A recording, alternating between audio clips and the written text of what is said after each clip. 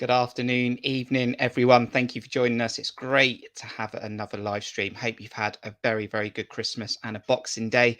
And the Cherries are taking on their next championship battle against QPR very soon at 5:30. And we're coming at you with a watch along very, very soon. But let us know who's currently joining us. I'd also like to know what your favourite Christmas present was on Christmas Day. If you've got something, a pair of socks just makes me very happy, and the kids had a great time as well. So let us know who's currently joining us, letting us know where you're joining us from as well, and your favorite Christmas gift that you got. Now, if you're new to the channel, please subscribe. We're trying to get to 750. We're going to have guests coming on throughout the evening. We're going to be bringing you this game and all the action where we can, and also hit the like button. Can we get to 50 likes? That's what we aim for on these watch alongs, and that's what we're going to try and do. So we're going to get into it. We're going to get stuck into those lineups very, very soon. West Brom having troubles as well, not just the AFC Bournemouth. They're giving us another chance. So we'll take a look at that in a minute. And then we'll also drop on the chat who's currently joining us and your thoughts. I want to hear them all night. So AFC Bournemouth have another chance to take advantage and increase those points sort of between us and the playoffs. Maybe, just maybe, at the 7th attempt at QPR, a place that we generally struggle to win at, can we get back to winning ways?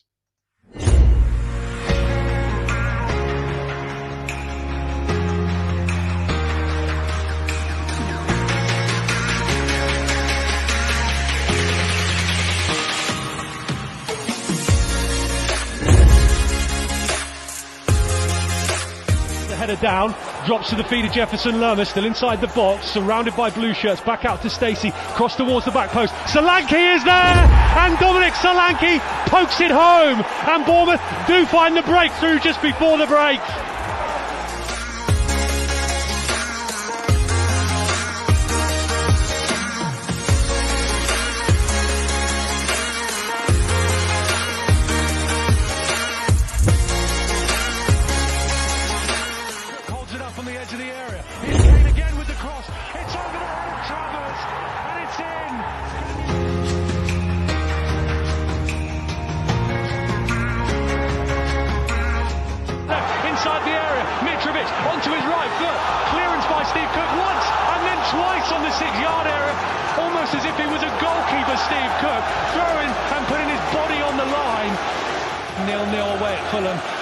As the referee restarts the second half, Solanke inside the box, Dominic Solanke! Within seconds of the restart! A huge goal for Bournemouth away at Fulham in this top of the table clash.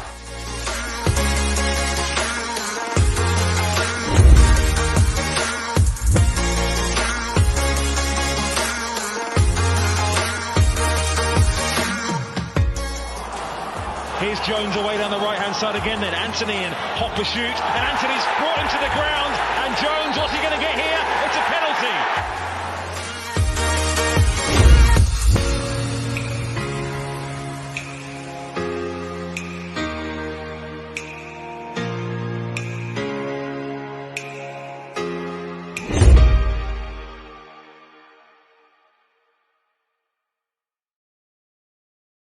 Oh, it does feel a while since we've got a victory. 3 points out of 6 games. And tonight, if we get a win, we can match that 3 points in just one game. But who's currently joining us? We've got Chris. Thanks, Derby, for winning today. Thanks for joining us. We've got Mark Singleton. Good evening. How are you doing? No one at the top of the league wants this promotion. Everyone wants to stay in the championship. We've got Mark Cole. How are you doing? Hope you had a good Christmas. Let's have a good performance and win. We've got Cameron joining us as well. Evening. Daniel from the America. How are you doing, Daniel? Hope you had a good Christmas. We've got John Amos. Evening. How are you? Stephen as well from up north. I think I'm right in saying good evening. How are you doing? Liam's joining us. Hope you're all good. Hope you had a good Christmas, Liam. And we've got Morgan joining us, doing very, very well, feeling a lot better now. And we've also got Rob. Come on, Chezers. And for the first time this evening, let's get one of my guests on. It's Keithy T. Keith Thomas. How you doing, Keith? Not too bad, Captain. Not too bad at all. Happy Christmas, mate, and happy Christmas to all the viewers. How was your Christmas, Keith? Yeah, really good. Managed to see my folks, and my mum's just recovering from a hip operation, so it gave her a little bit of a spark, and got some visitors tomorrow. But it's been nice so far, relaxing Lovely. until obviously about 15 minutes time. Then it will get nervous. We're going to get stuck into those Yeah. lineups in a bit, Keith. But we need to credit 2,684 fans that are going to the game today at the Kean Prince Community Stadium. I was meant to be one of them, but the after effects of COVID, I just don't think I've had the energy for it. But want to put a shout out to them, Keith? Yeah, definitely. All the usual crowd will be there, and hopefully there'll be good festive cheer for us, and we definitely need them this evening. There we are. There is QPR Stadium, a place that we notoriously don't do very well at, but hopefully we will tonight. So we're going to get stuck into those lineups. Make sure they're on my screen and let's share them. And we'll go with the home team, QPR, first of all. In goal, Dieng. It looks like a back three of Barbe, Dunn, and Dickey.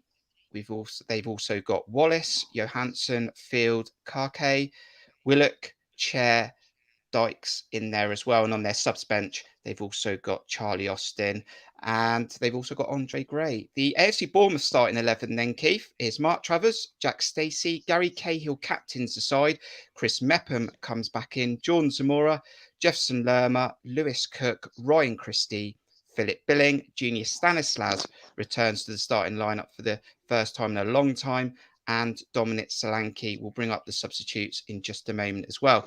But let's get straight into it then, Keith. Let's start with that back four. No Lloyd Kelly, no Steve Cook. Lloyd Kelly potentially, I assume, would be an injury or a sickness. Steve Cook, though, for me, feels like we might be thinking he's played his last game for Bournemouth again. It does feel as though he's saying Auf Wiedersehen, doesn't it? I don't know where he's going. Is he going up to join Eddie at Newcastle? We'll see in the transfer window. It's good to see Chris back, and hopefully with Jordan, hopefully we'll pick up a little bit of form and give us a bit of energy and pace on that left-hand side. Great to see Stan back. So we've got a bit of experience up top, and we're going to need it. But their 2 10s are quite dangerous, aren't they? Chair and Willock. They could be very dangerous. So obviously with Lewis and Jefferson in there, hopefully they can contain them and have an improved performance on our last few outings. The AFC Bournemouth subs bench then is Nyland, Brady, Kilkenny, Pearson, Marcondes, Anthony, and Lowe. Looking at Lewis Cook and Lerma then, which way do you expect them to play? We expect probably a one pivot. So would you expect Lewis Cook to be the one pivot or Jefferson Lerma? I would prefer Jefferson to be the holding and Lewis to get more advanced up the pitch. Definitely need his creativity in there and helping out, getting closer to Dom, who has been really isolated in the last few outings as well. So we need to help out Dom, get the best out of him, and obviously with Phil in there, he gives us a good press as well. So hopefully we see a bit more of a pressing game than we've been playing in the last 3 or 4 matches. Liam Keith says, Merry Christmas, Keithy T. Thank you, Liam. Also, John says, great to see Keithy T again. And we've also got Al in Brisbane, 3 a.m. up the Cherries. Well done. Oh. Big shout out to you, Alan. Hopefully you enjoy the watch along with us. Goals. We haven't scored in 2 games now, Keith. We don't concede a lot of goals in the first half. I think we've only conceded in the first half 3 times. But as I've said, this is not a ground that we do well at generally. And this could get nervous. And my concern is that teams grow into games. And we're playing a team today that haven't played for 3 weeks. And the last thing I think we want is for them to gain confidence. Because in theory, should they be cold? In theory, they should, but again, they'll be quite keen. Where are they? 7th at the moment. A couple of teams have dropped points this evening or this afternoon, so they'll be looking to get into those playoff places. Thankfully, Mr. Austin is on their bench, so it'd be interesting to see what Dykes does for them. But No, we got to get underway and get set our stall out first of all, and get pressing and really put some pressure on them. But it's about containing their two chains, as I say. It's Yeah. Chair and Willock are, they're dangerous players, and we've got to manage them and do a bit of game management, which we haven't been doing for the last 3 or 4 games. So hopefully we can set our stall out and get out the traps early. Stephen says, rather watch the Cherries than the Ashes, Alan.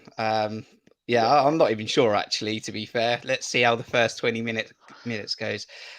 Interestingly, let's have a look at this then before the game gets ahead at 5:30. And interested to know, Keith, your thoughts on QPR's last 6 games here. They haven't played since the 5th of December, but it was a 1-0 win away at Cardiff. It was 1-1 draw with Blackpool, 2-0 win at home to Luton, a 1-0 win at home to Huddersfield, a 2-1 win away at Derby, and a 2-0 loss at home to Stoke. Not lots of goals in those games. Tight affairs. Yeah, that's the three at the back system. They obviously want to keep clean sheets, and you can see that they're certainly focusing on that, and then obviously building into the game. Tough game against Stoke, but Stoke, as we all know, are going to be a tough team. And Blackpool, arguably the surprise team of the season. So, that 2-2 draw doesn't look so bad when you consider the results they've picked up. So there's a lot to play for. I think it's a really important game, this one tonight.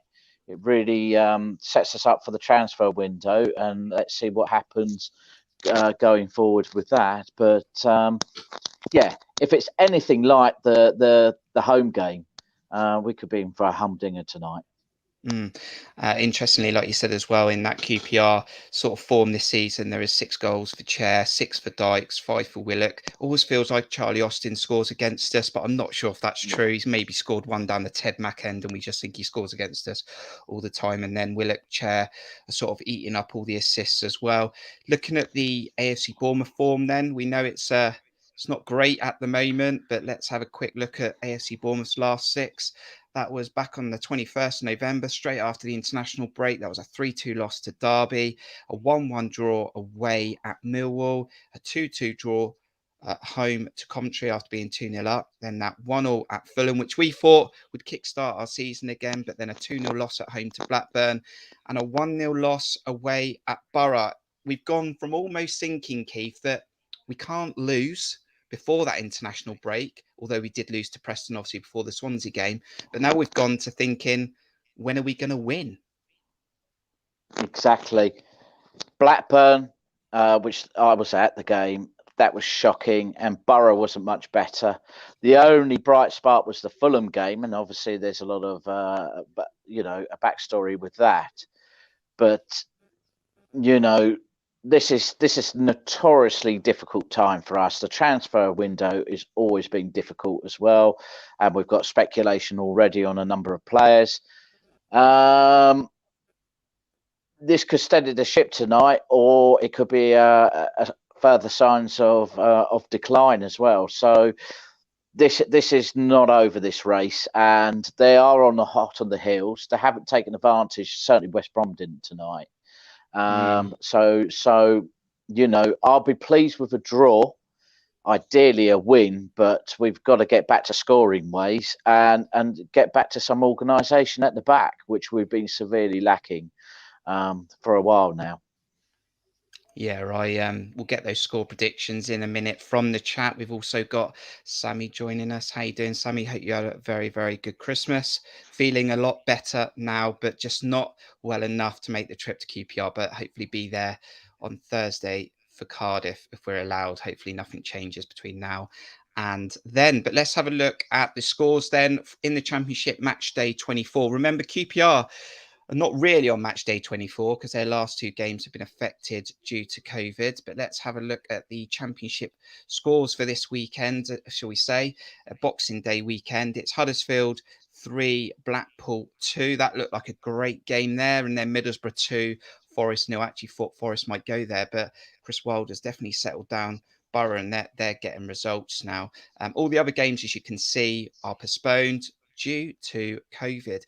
Then you've got West Brom, currently says 0-0, but we do actually know that Derby won 1-0 against West Brom there. And then the last fixture of the day is QPR against Bournemouth, which we're going to be bringing you on this live watch along. I said a few weeks ago, Keith, that it feels like every time West Brom drop points, we seem to play like differently, and then we seem to like not take advantage, and it's almost like we need to start playing before West Brom and before they're dropping points. And I'm sure it's not a coincidence, but if we don't win tonight, I'm going to feel like it is more and more. Definitely. That's a rather worrying pattern as well. Eventually, that chasing pack is going to get its act together. Now, at the moment, it's a difficult time with obviously with COVID and teams being depleted. But at some point, they're going to get their act together. And if we continue, I think we're on relegation form at the moment. I think we're 24th in the running at the moment.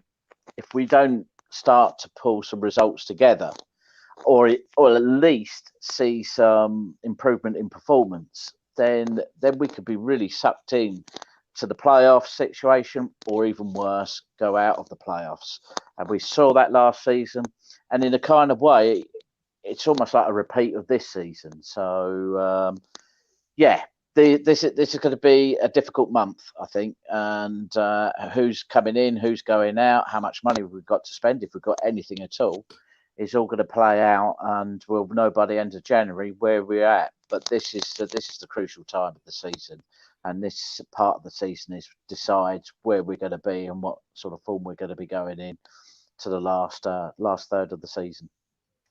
Foster's joining us as well. He's a great supporter of the channel. Thanks for all your comments on the Cherries Red Army. He said, evening, lads. Good to see you back on, Keefy T. Tough game. He's gone for a 2-1. We want to get those score predictions very, very soon. So put that in there at some point, Foster, when we shout out for those score predictions. Let's take a look then at that championship table that we're trying to stay ahead of that chasing pack from the playoffs. As you can see, Fulham are top of the league, 45 points. Bournemouth on 43.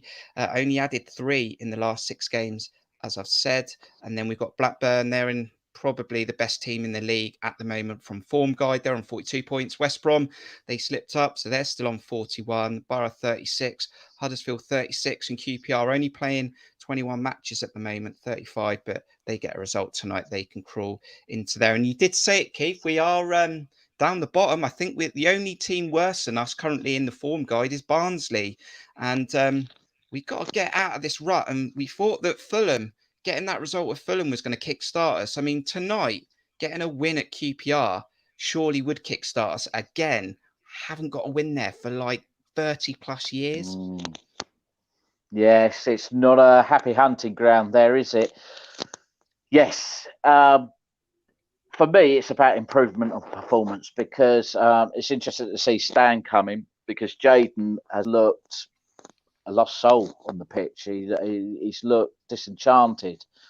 And the spark and creativity that we had in that after the initial period when we had loads of injury, when we started to pick up points against Barnsley, against Huddersfield, that sort of dissipated. And at times, and I don't know if you agree with me, Kirk, you look at second halves and it's like, well, what is the game plan? We're all at 6s and 7s. We're playing lofted, Hail Mary passes, which is not really suitable for the type of football we want to play. And we seem to, since Swansea, we've seemed to have just lost our way. So it's really important tonight, even if we get a draw, that we look as though we're back to being organised, looking to press, looking to control the game and utilise and create more attacks. Because, yes, Dom and Christie could have scored, but we're not exactly creating a bundle of chances for them to put balls away. And you could have forgive if you miss a chance or two if you're creating chances, but that seems to have dried up. So it's really really key that we get a good performance tonight, even if we don't get the full 3 points. It does change our mindset at the moment, and I think that's really important. And this is where Mr. Parker's going to have to earn his pennies now. Yeah, definitely. Mark says, never played well playing 12:30, but always played better under the lights. And 2 games this week under the lights. Looking forward to it. Also, Sammy will just put a shout out here as well. Anybody going Thursday, come find me in the 1910. Steve Hensman and Sammy have made a photo book for David Brooks that will be trying to get as many fans as possible to write in it, get well message of support. So make sure you head into the 1910 on Thursday, find Sammy or Steve, and definitely sign that. Well done to Sammy and Steve for doing that. It's a very personal message for David Brooks, and once it's in his hands, I'm sure he'll love it. Right. Well, we're only 4 or 5 minutes away from kickoff. We want to get your score predictions in the chat, but wait a minute. Okay, so yes, we lost this fixture last season 2-1, but the first fixture between the teams this season went the Cherries' way. That one was under the lights as well. What do you think your score prediction is going to be? Put it in the chat. Let's just take a look at that first game between the teams.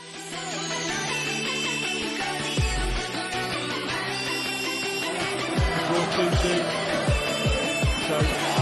given away by QPR. Here's Jaden Anthony into the box. Jaden Anthony finds the far corner, and out of nowhere, Bournemouth have the lead against QPR. Turns away from trouble to the edge of the deep. Lays it off to Dominic Solanke. He's got Jaden Anthony to his left. Anthony back to Solanke. The birthday boy gets a birthday goal. And Dominic Solanke just can't stop finding the back of the net. There's a player, QPR give it away again. Jaden Anthony, left side of the box, back in from Solanke. Gilling off the post and back out. Bournemouth very nearly 3-0 up.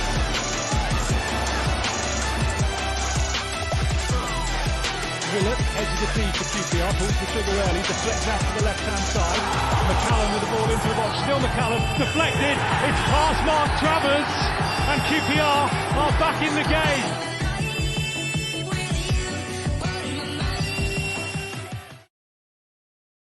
Keith, I can still remember how nervous those last 10 minutes were, and didn't even have the clip of Travers in the highlights there of saving us and keeping all 3 points. But yeah, it's good to see a score. We want to see a scoring goals then, don't we, Keith? Yeah, need to get Dom back into the scoring vein. That he's been so good for us this season. And I think Stan's experience is going to be really key. And hopefully he'll show a bit of energy and a wise head. Getting into that back three is going to be so critical. But getting people near to Dom is key to our success, I think, tonight. Sammy says agree. Keith, team performance is the most important thing. Right, let's get those score predictions. Liam, straight in there with the famous Cherries Red Army 3-1 that we haven't seen yet this season. The famous. Jamie, how are you doing? He's gone for a 2-2. Take a draw all day long. Daniel's thanking Sammy for a good job. Stephen's also gone in there for the Cherries Red Army famous 3-1. Daniel's taken a 1-0. Get out of there. And let's regroup at home on Thursday. We've got Mark Cole going for the 2-1. Christie double. That'd be nice to see a Ryan Christie goal, wouldn't it, Keith? 2-1 to the Cherries. Mark Singleton's gone there.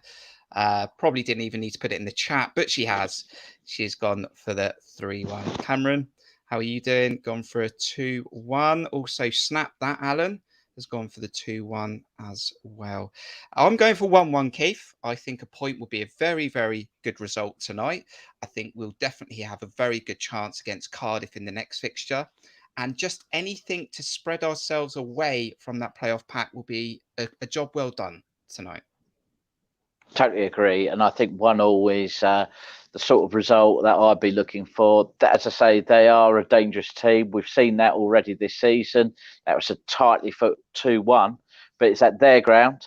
And they're going to be looking to get into those playoffs as well. So this is not over at all. And yeah, hopefully just an improvement on performance and a bit of desire and a bit of organisation.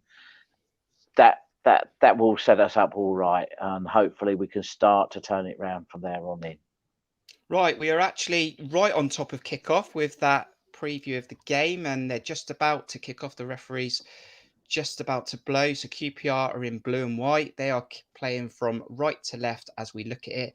And the Cherries are in the home red and black shirt, even though they're playing away from home. We'll just kick off, Keith.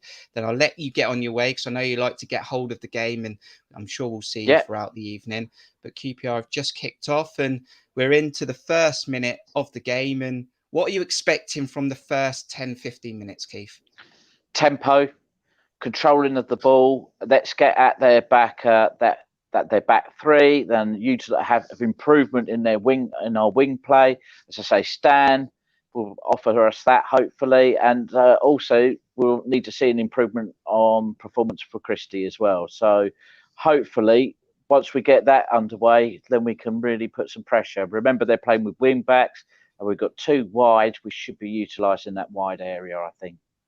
Lewis Cook getting on the ball already. Jack Stacey's down the right-hand side. First cross coming in, and it's taken up by Dieng. So, Keith, great to have you on before the game. Hopefully, we'll see you throughout the evening.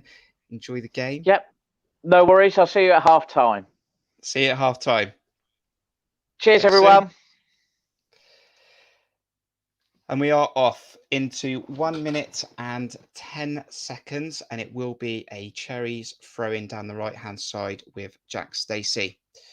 Can the Cherries get back to scoring ways this evening? We definitely hope so. Let us know your thoughts throughout the evening in the chat. We'll put as many on the screen. Any questions you might have or anything you want to ask? If I have the answer, I'll try and give it. And Christie starting off right. So we're definitely set up as it looks like with that back four of Jack Stacey, Gary Cahill. We've got Chris Mepham and Jordan Zamora. It does look like Jefferson Lerma is playing the holding role, the one pivot. Lewis Cook is playing ahead with Philip Billing, his 100th appearance for the Cherries this evening.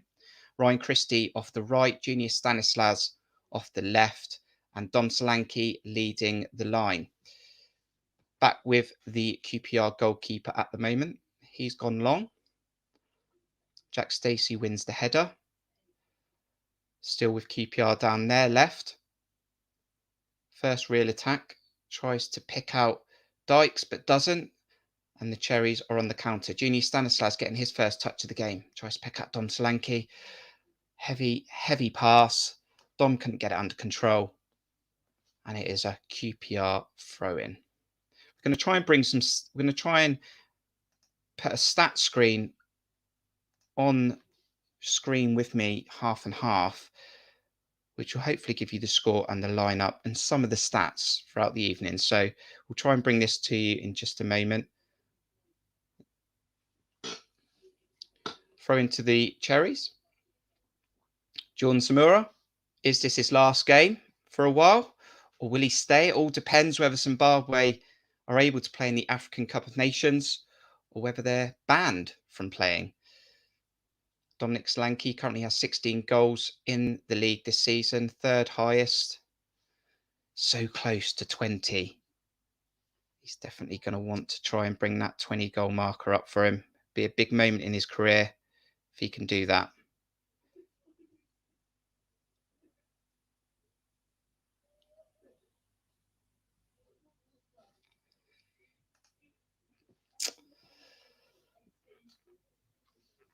Scott Parker on the sidelines, looking calm, collected. He generally does. Looking to get the team back to winning ways in the capital. We'll see if we can put this on the screen.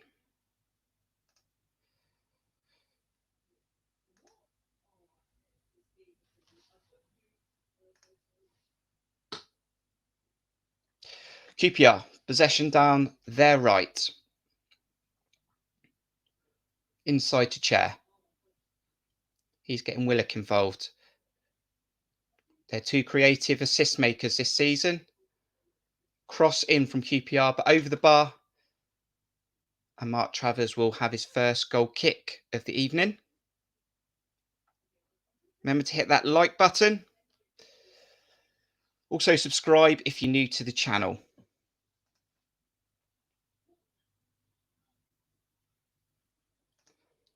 We'll see you later on, Sammy. Hopefully come back in at half time. Concentrate on the game. That's what the Cherries need to do. We desperately need to get a result this evening. Good to chat with Keith as well. Thanks for that, Stephen. Dom Solanke wins the header. Junior Stanislas tries to win the flick on. Doesn't win the flick on. QPR at the moment. Keeping the ball. No foul. Foul was given against the Cherries there from John Zamora. With 5 minutes and 16 seconds into the game. Warburton was manager of the month last month. But QPR are currently sitting just outside the playoffs, but with those games in hand.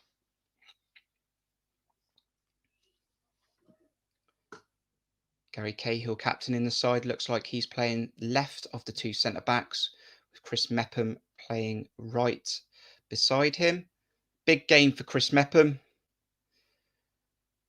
Gets his chance back in the team. We're never too sure what we're going to get from Chris Mepham. He has good performances in him. He also has tough nights and tough days on his CV as well in his current career. First corner of the game for QPR, and the Cherries will need to defend this. Everyone back in the box. Chair is over the corner for QPR.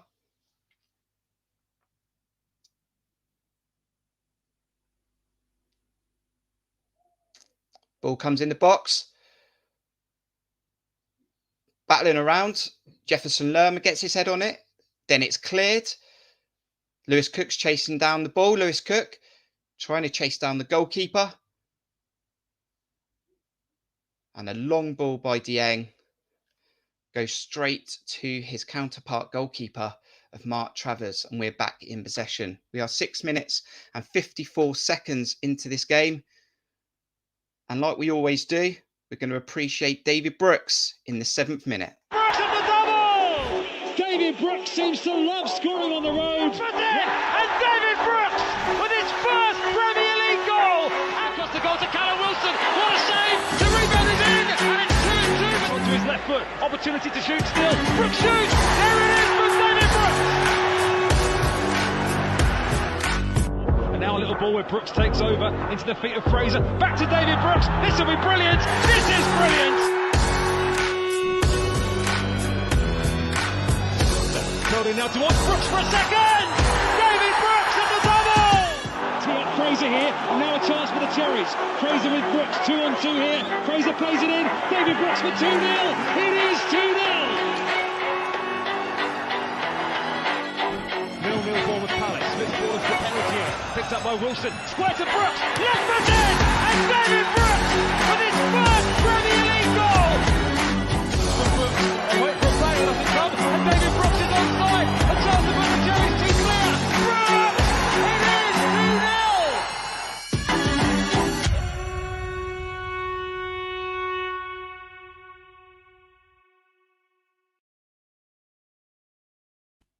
Hope you're doing well, David Brooks. We hope to see you on the football pitch as soon as possible, but we hope you had a relaxing Christmas and you are feeling better. But the Cherries are 0-0 at the moment with QPR after 8 minutes, and nothing really happened in that minute that we were away from the screen, and Chris Mepham is in control of the ball.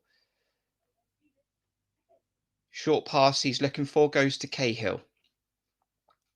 How's Cahill going to get on playing the left side? He's naturally played the right side in all of the games he's played generally for the Cherries. No Steve Cook, no Lloyd Kelly. Watch this space. I'm sure there's nothing to worry about with the Kelly one. Maybe there is more to worry about with Steve Cook. But QPR in possession. Switch to the right. Always looking to pick up their attacking creative players in Chair. Johansson's on the ball here, centre of the park. Now with Chair. And it goes backwards towards the back three. Still, the press is on from Ryan Christie. Down the line. Jack Stacey looks to win the header. Willock's got the ball. And at the moment, QPR are definitely doing the better team with the ball at the moment. They're having more possession, not threatening with it, but they're keeping the ball, moving it from right to left. Johansson back with the back three. Christie again presses. Space for Chair. Jefferson Lerma back in the team.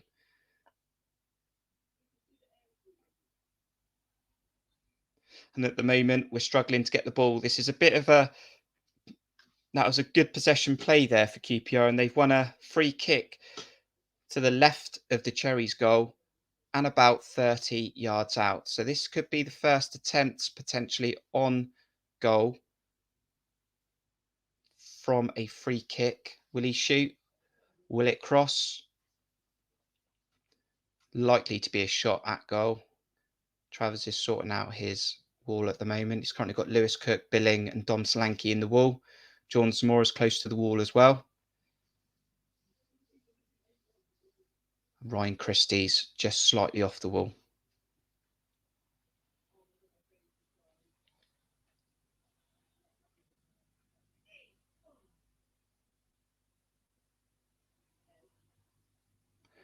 "11 minutes gone.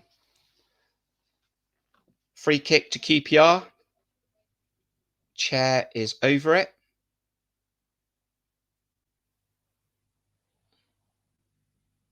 He strikes it, hits the wall. Lewis Cook didn't move. Back in possession with QPR. Out to the left. It's in. Chair with it again, looking to cross.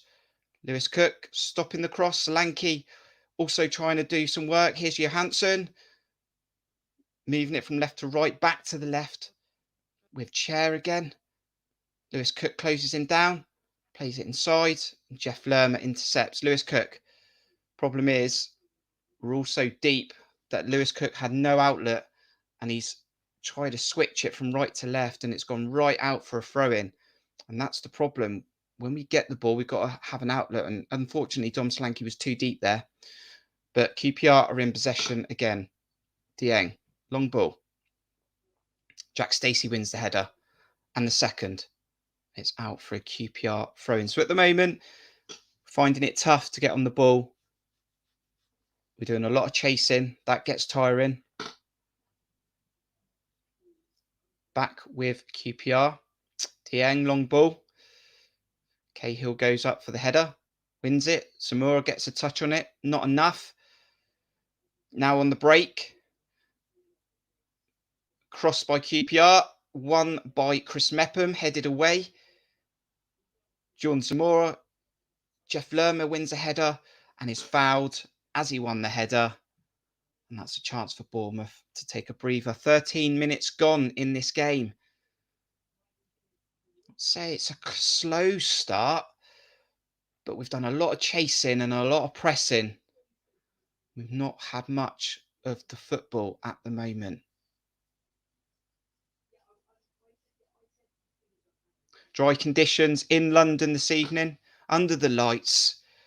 We know it. Remember it as Loftus Road in QPR. Cahill, long ball, looking for Genie Stanislas. Overhit, couldn't keep it into play. Possession given away.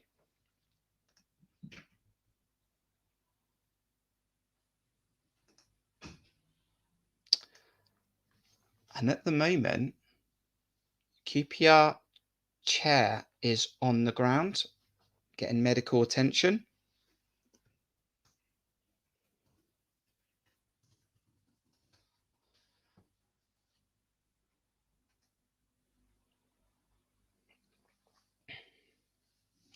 Chair is the top goal scorer for QPR with 6. He also has 3 assists. He'll also, I think, be going away with Morocco for the African Cup of Nations.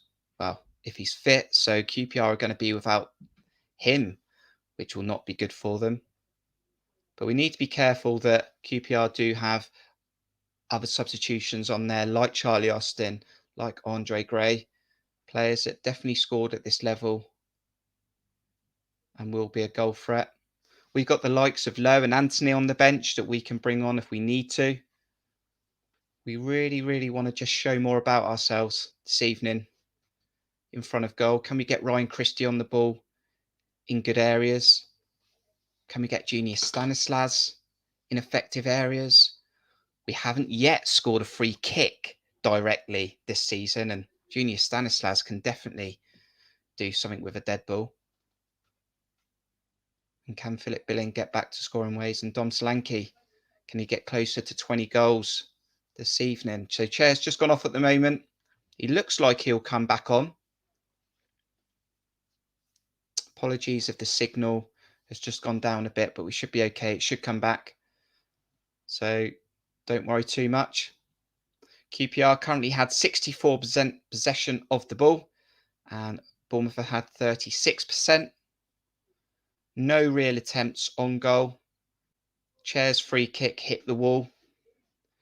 Nothing of note for the Cherries yet as we go into the 16th minute. Ryan Christie on the ball. Chris Mepham. Ryan Christie. Just inside Cherries half. Chris Mepham goes across to his centre-back partner this evening, Gary Cahill.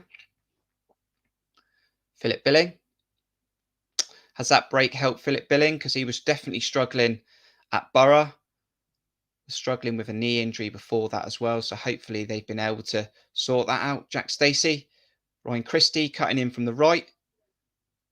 Philip Billing wins the header. Flick on. Too heavy. Dom Solanke wasn't reading that, unfortunately. QPR now down the left. Ryan Christie challenges, presses on. Referee says free kick. That's a foul.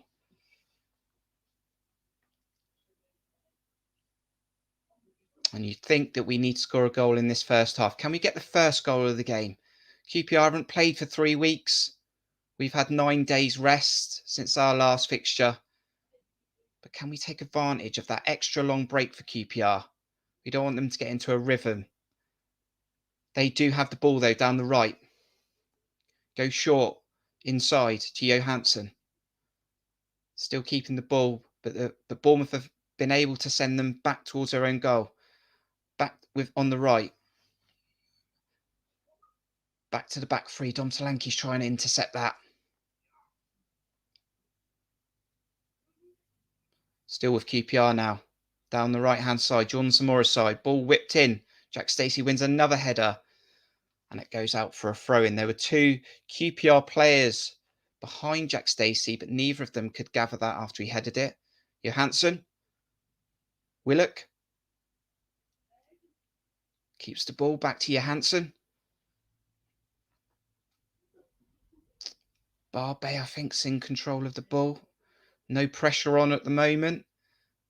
They're happy to keep it at the back. Dom Solanke's now trying to press. Ryan Christie gets closer. Down the line, Chris Mepham wins that battle. And it's a throw into QPR. Space, though, here for Chair. He's back on the pitch. Ryan Christie wins it from Willock. It's very messy at the moment. Chair goes for a strike. Quite a way out. Was low. Nothing on it. Down Travers' throat. And Travers' first save of the evening, if you can call it a save. But Travers has it. But the first shot on target does go to the home team in QPR. With that 64% possession at the moment. If we're going to be out of possession, we need to try and make sure that when we get the ball, we can counter-attack. And at the moment, we've been very, very deep. You've got Chris Mepham on the ball at the moment. Philip Billings just outside the box. Gary Cahill now on the ball inside the box. Travers has it. Lerma's just outside the box. Lewis Cook's alongside Lerma. There's a long ball up to Ryan Christie. Dom Solanke wins it. Now it's 4-on-4. Stanislas has space to the left. Ball by Ryan Christie. Slightly under hit. Oh, strike by Stanislas. That was also low. A bit too central. And it was saved by Dieng. And that's the first shot on target for AFC Bournemouth. That was better. First real opening. Ryan Christie. 4-on-4. But the pass to Junior Stanislas was just not hit hard enough. It meant that Stanislas had to sort of come backwards with the ball instead of taking the ball in his stride. But he got his shot away. but not enough on it. So that's the first shot on target for the Cherries through Junior Stanislas, but an easy save, just like the previous one for QPR. 20 minutes gone in this football match. It's QPR 0, Bournemouth 0. West Brom have dropped points today as well. They lost away at Pride Park. They lost to Derby 1-0. Middlesbrough won yesterday 2-0. So did Huddersfield. And that's about your lot for Championship football this Boxing Day weekend. Travers has the ball in his hands. What team will get the first goal in this game? Can the Cherries take the lead?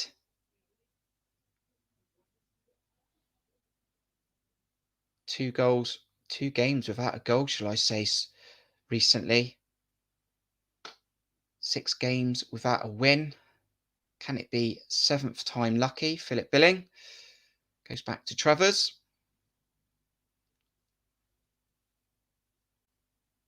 Both teams happy to control the ball when they have it. Dom Solanke looks to link up, keeps the ball out to Jeff Lerma. Now with John Zamora. Not really been an attacking threat at the moment, John Zamora. He normally likes to overlap Anthony. He's got Junior Stanislas that side this evening. But at the moment, our fullbacks are quite reserved. Mepham's on the ball. Now John Zamora travels over the halfway line. Goes short to Junior Stanislas. Stanislas can't keep the ball. Wanted a free kick. Referee said no. Kevin Stroud this evening, I think, is the referee for this game. And is out of the QPR. They're just showing that chance for Junior Stanislas again. Ryan Christie cut inside. It was 4-on-4 as a QPR defence went over. It opened up space for Junior Stanislas. The pass was under hit. Did mean he had to take it back away from the QPR defender and then get a shot away. But it's an attempt on goal for the Cherries in the first half. You see the lineups on the screen.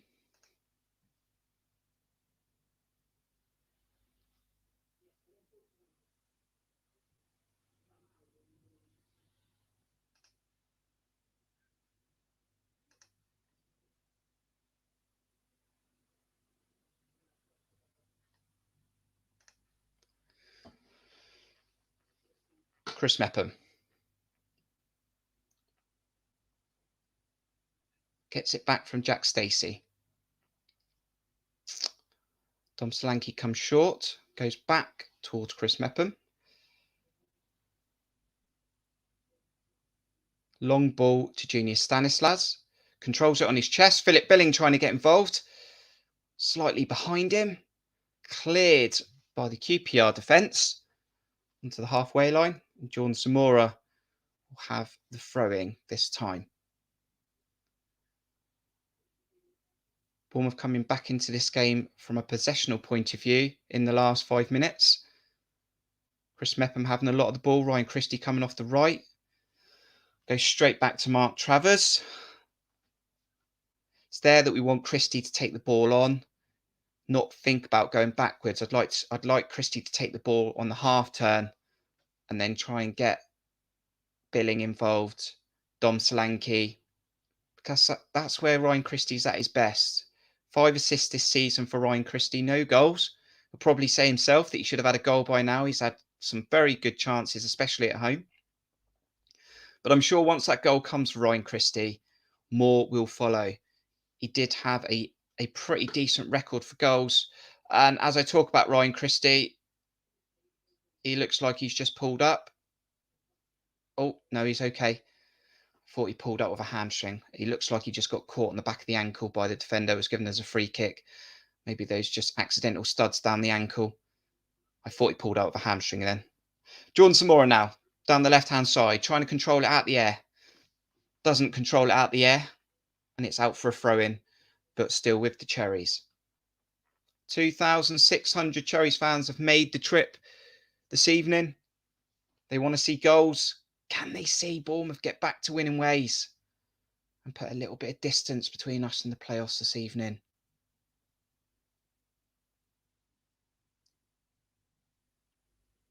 Dom Solanke working hard. And it's a free kick to Bournemouth. To the left of the corner of the area. I'm sure Junior Stanislas will probably want to take it. It's one of those free kicks that you're probably going to want to visit in towards the far post with players running past it or onto it. And even if they don't connect with it, it's one of those goals that sometimes goes in with no one touching it. Junior Stanislas is over it. Ryan Christie's there, but I'm sure it's going to be whipped in by Junior Stanislas with players running across it. Stanislas takes 4 or 5 yards away from it. Johnny Wilkinson style. Here it comes, fizzed in. And it is a strike on goal. And it's pushed over by Dieng. Pretty central. Probably wanted it more to go to the back post if you were going to do that. But it's another shot on target for the Cherries. It's a second one for Junior Stanislas. And it's a corner kick. Now, the Cherries have scored a few good goals this season through corner kicks. Normally, it's involved Jaden Anthony and Gary Cahill run into the back post. What will they do on this one? Junior Stanislas is going to have this one. Ryan Christie's gone short. Stanislas not interested. Hand goes up. Whipped in. Oh, Dom Solanke went near post. Looked to flick it on, but it hit the QPR defender. He didn't know much about it. It's out for another corner for the Cherries. Good movement.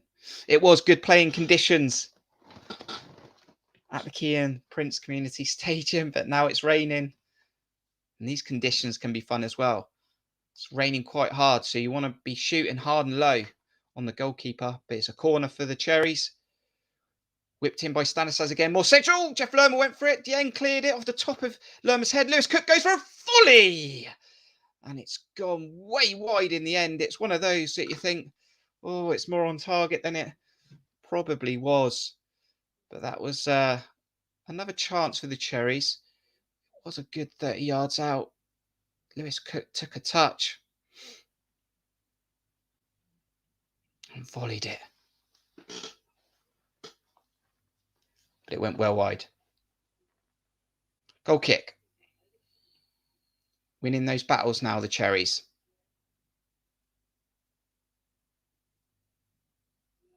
QPR in possession now with Willock.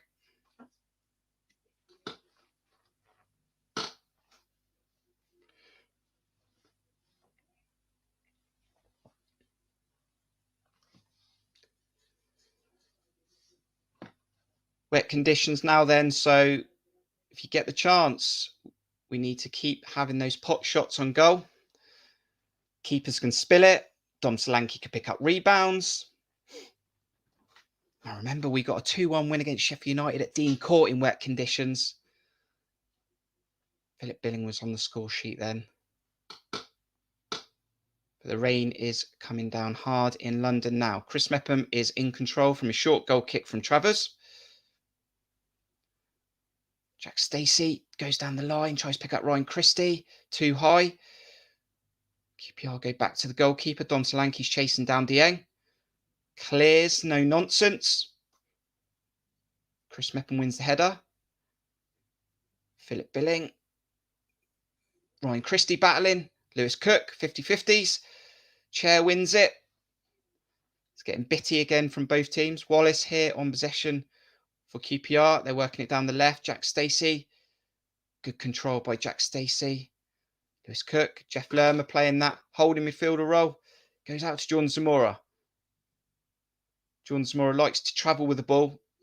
It's what we've missed in this form, is someone from fullback who can travel and take the ball on 30 yards. Causes havoc when he gets closer to the opposition area as well. Jack Stacey. Chris Mepham has had a lot of the ball this evening already after 29 minutes. Dom Solanke, 1-2 with Phil Billing looking for. Phil Billing keeps the ball though. Trying to open up. Junior Stanislas. Jordan Zamora overlap.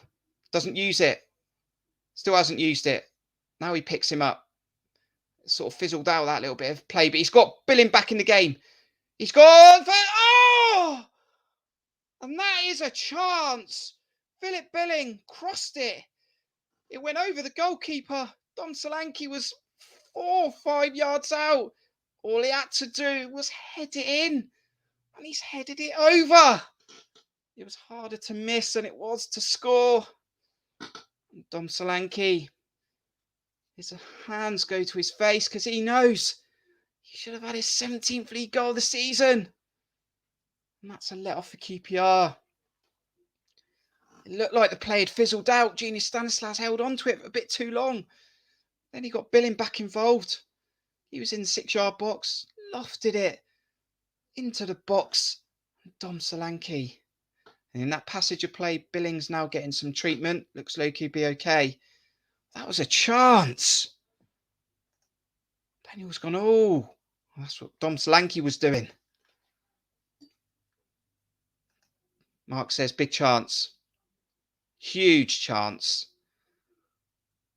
And in a spell for the Cherries, where we haven't scored nearly 2.5 games, we should have taken the lead. But we haven't. QPR in possession now, though. Just outside our half. Just outside our area. To the right. Crossed it. Lewis Cook wins the header. Billing's back on the pitch. Dom Solanke's fighting. Wins that battle. Travelling with the ball. Junior Stanislas is overlapping him. Dom Solanke. Billing. Ryan Christie. Can he get out his feet? Right foot. Saved. Straight down Dieng's body. And that's another chance for the Cherries. Probably went on the wrong side for Christie. He would have wanted it on the left, but as he got closer to the goal, the defender made him take it to the right. Right-footed. Not enough power on it. Easy for Dieng. 4 shots now for the Cherries on target. And 2 very good chances to take the lead in this game.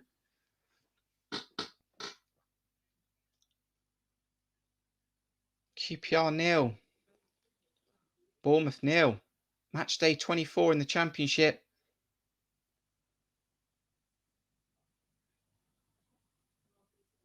Chris Mepham wins the header. He's doing well at the moment, Chris Mepham, in his return to the team. Jeff Lerman looks comfortable. Ryan Christie coming off the right again. He's trying to find Philip Billing between the lines. Doesn't. Gives the ball away. QPR now in possession. Johansson. Short passes from QPR at the moment. We're the better team for the first 15 minutes. Bournemouth have very much grown into this game and been the better team in the last 10. And Lerma finds Solanke. Solanke looking to take it on. Foul. He went for a shot, Solanke. There was a QPR player behind him. Solanke saying that he's kicked the QPR player's leg as he's put it in the way. Referee didn't have it. There were options either side of Solanke. He didn't take any. He ended up kicking the QPR defender's leg. Was it intentional? Not sure. It's one of those moments when the QPR player just put his body in the way, hoping Solanke would kick it, and he did. But the ref didn't see it as a foul. Showing the chance here again. Philip Billing lofting it into the 6-yard box. It went over 3 QPR defenders. And Solanke's 4 yards out. Goal at his mercy. Couldn't take it. Will we regret that at full time? Hopefully not. But QPR back in possession. Thanks for joining us on this stream. If you're watching us on YouTube or Twitter, use the interactive chat. We'll have halftime reaction for you. And we'll also have full-time reaction. Hit the like button. Can we get to 50 likes this evening? And subscribe. If you're new to the channel, can you help us get to 750 subscribers on the Cherries Red Army? Closer and closer to that 1,000 mark. Lewis Cook battling hard. He's playing well as well. Some good performances at the moment this evening. Not cutting edge. Last 15 minutes have been a lot better. Junior Stanislas has got himself into promising areas. He's done well on the ball. Had some shots on target without really threatening.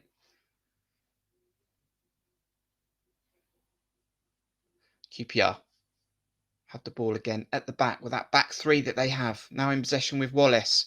Jack Stacey's working hard. Given away by QPR. Good press from Bournemouth. Ryan Christie wants it. Wants a quick throw. Doesn't come.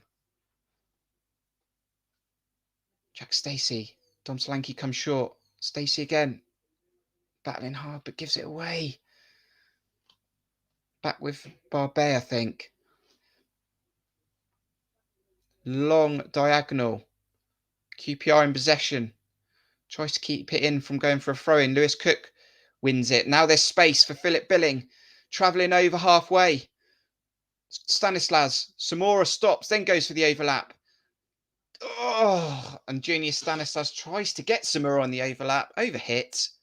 Stanislas is frustrated. And that's another chance. Another break for the Cherries. Goes wastefully. Stanislas is better than that. He's got his arms out, wanting to know why Samora didn't catch it, but I don't think he would have done. And Samora ain't slow.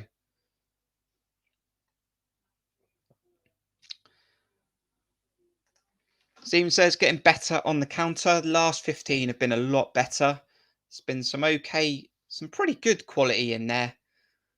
And a very, very good chance for Dom Solanke. Simon says, do Bournemouth look like getting a goal this half?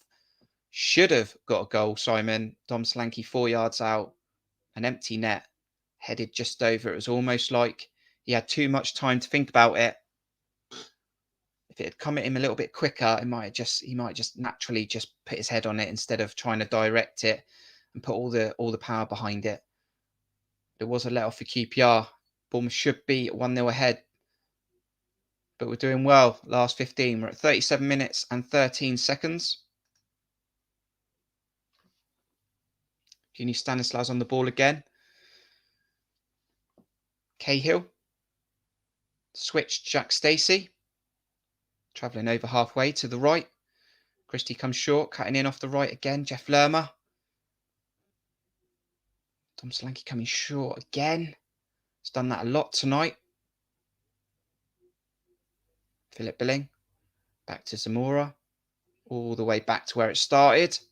With Gary Cahill, we've got 8 minutes. This first half to go. Junior Stanislas. Mepham. Jeff Lerma. Diagonal. Too much. On a wet surface. Goes out for a throw-in deep in QPR's half by their own corner flag. Lewis Cook is looking to pin QPR in. The rain has stopped, but the conditions are still wet.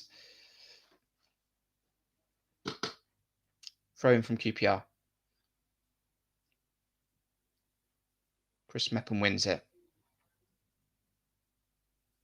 I'd really like us to up the tempo for another 7 minutes. I think teams like going in 0-0 against us.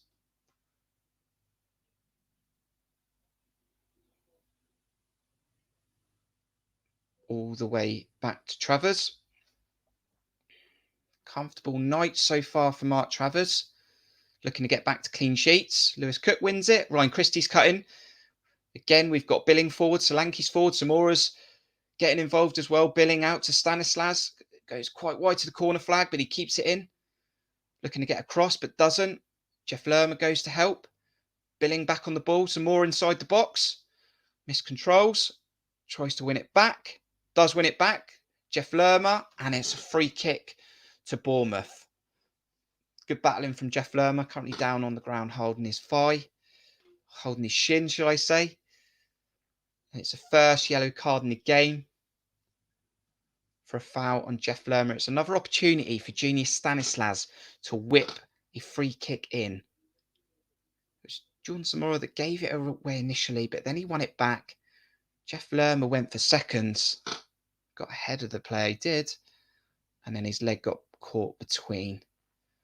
First booking of the game. This is another chance for the Cherries to load the box. Booking for Sam Field. QPR 0, Bournemouth 0.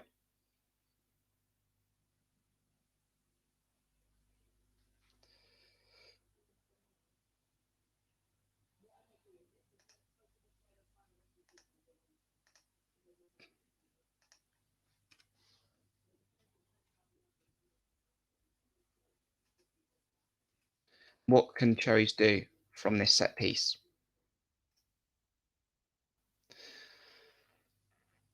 Right on the touchline. Lerma's in the box. Mepham's in the box. Cahill's in the box. Lewis Cook is just outside. Dom Solanke's in there. Junior Stanislas, Ryan Christie are over the ball. Likely to be Junior Stanislas to whip again. Does whip with pace. Head! Go! Dom Solanke! He gets it this time with his head. QPR 0, AFC Bournemouth 1. Dom Solanke's got his 17th league goal of the season. It was harder to score this one with his head, but he did. And the Cherries, after 41 minutes, are 1-0 up in match day 24. Great whipping from Junior Stanislas. Arm went up. Dom Solanke flicked it into the corner. Dieng didn't move. And he's made up for that first miss they had earlier on to score a great header. Oh, and he meant it. He flicked it. Neck muscles got involved. Dom knows it. He's smiling now. It's 1-0 to AFC Bournemouth. What are you saying in the chat? Back to scoring ways. And Stephen says, type of game where the first team to score wins. And if you're right, Stephen, that'll be 3 points for Bournemouth. Daniel's cheering. Go! Get in there. Get in the lads, says Simon. Mark's happy. And Cameron confirming that scoreline is QPR 0, AFC Bournemouth 1. Alan's also gone. Get in. Smiling. 2,600 Cherries fans in London. And we could be going in at half time 1-0 up. The score will update very, very soon. QPR in possession though with Johansson. Flicked in the box. Chair. Willock has it now. Ryan Christie tries to tackle him but doesn't. Shot coming in. Does come in. Deflects off 2 Cherries players. And it's away by Jordan Zamora.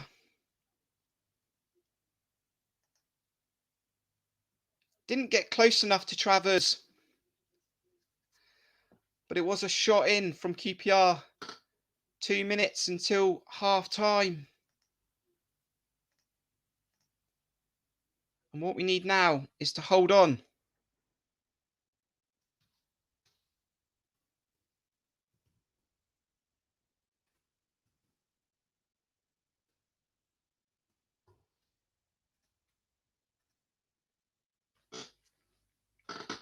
Can Bournemouth hold on? 43 minutes and 40 seconds. Jordan Zamora has it deep. Junior Stanislas, an assist for Junior Stanislas. Can he get his season going? Ryan Christie takes the ball out of the air from Junior Stanislas. Confidence is now running throughout the team. Christie keeps it, plays it inside. Space for Jeff Lerma. Flicks it. He looks for Billing. Doesn't quite make it. Gary Cahill's battling. Wins it. QPR won a free kick. Not given. Junior Stanislas has it. And it's a throw-in to Bournemouth. Frustration building for the Rangers fans. Bournemouth fans are smiling. For the first time in 3 games, we scored a goal. And a good goal.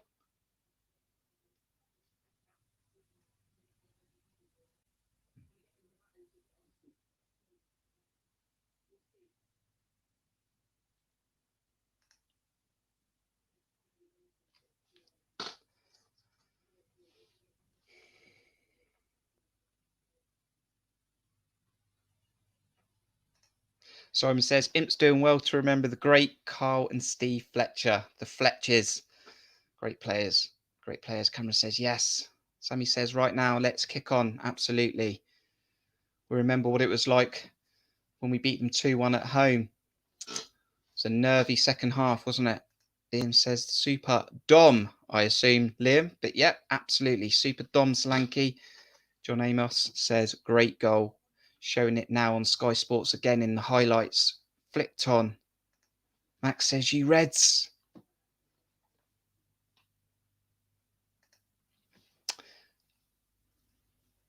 And there's 1 minute of added on time in this first half. We've had 40 seconds of it. The good thing is that QPR are looking frustrated. 3 weeks since they last played. You would think that potentially their fitness levels will drop in the second half at some point. We need to come out the traps in the second half and try and get that second goal just to give us a little bit of breathing space. But this is good. We've been a lot better since the 25th minute mark, and that is half time. Dom Solanke goes in happy. The team go in happy as AFC Bournemouth are leading match day 24. QPR 0, Bournemouth 1. We are going to have a short break as well very soon. How are you feeling on that half time though? It is half time. Stephen says, do not forget to hit that like button. Can we get to 50 likes this evening and 3 points? That would be nice, wouldn't it? Dan says, just hoping we don't mess this up. Absolutely. And what a difference Jeff Lerma has made. He's been brilliant, playing that role that is natural to him in that holding CDM position. And Lewis Cook has had a very good game as well, picking up the pieces, picking up the second balls, and battling to win the ball back as well ahead of Jeff Lerma. Right, we're going to take a short break. We'll take about 3 or 4 minutes. We'll let you grab a drink, hit that like button, subscribe if you're new to the channel. We'll get some halftime reaction. And make sure you join us back here very, very soon. And we'll come back with that halftime reaction and the second half. We'll see you in about, let's say, 4 minutes.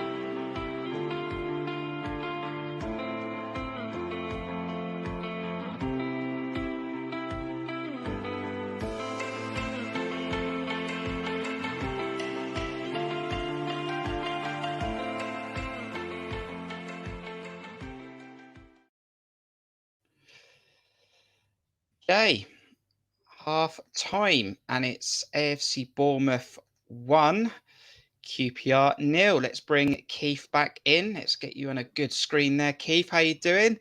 1-0 to the Cherries. Before we get going, let's have a look at some of those half-time stats. Let us know your thoughts in the comments. Hit those likes. Also subscribe if you're new to the channel. But let's have a look at some of those stats. And I think it was 55% possession to QPR, 45% to the Cherries. There were 7 shots for Bournemouth, 4 for QPR. More passes for QPR then, 236, 196 to Bournemouth. And tackles are equal, 8 and 8. We're looking at some of the aerials there. Bournemouth winning aerials. I thought Chris Mepham did well in that first half. And Keith, yeah, give us your half-time reaction then. I thought the first 20 minutes was very much winning for QPR, possession-based winning. But then we seemed to turn it on and we had a few good chances before we scored that goal. Yeah, absolutely. I think that's a really good analysis there. It was you can see both sides are a bit ring rusty at the moment, and a little bit of lack of composure with their first touch. But we settled into the game. We're beginning to look dangerous. Samora and I thought Stan was starting to make things happen. Nice switch passing over to Christie. I think they're that deep in the first half. There's a beautiful switch pass actually, and that you're starting to see Stacey get forward, which we haven't seen for a while. Dom obviously missed the first chance. I don't know if they blew the whistle early or not, because Billing was looked as though he was injured, but then obviously the free kick and a beautiful header to get that in. And Dom's back in scoring form, so that's going to be crucial. I think having Jeff as the holding, it makes such a huge difference. He's able to drop in, and we can have a 3 at the back if we need to, and he controls that midfield so well. And I think Mepham is having an excellent game. The amount of headers he's winning is it's coming right. But obviously the second half is where we get traditionally a little bit ropey. So hopefully we can maintain the intensity, a bit more control on the ball. As I say, some of the first touches aren't brilliant, but there's some slick moves. Certainly after 30 minutes, we were starting to make things happen. Daniel says, I like how Stacey is playing. I think everyone's having a good game, but Jack Stacey is having a good game. Foster says, looking okay so far.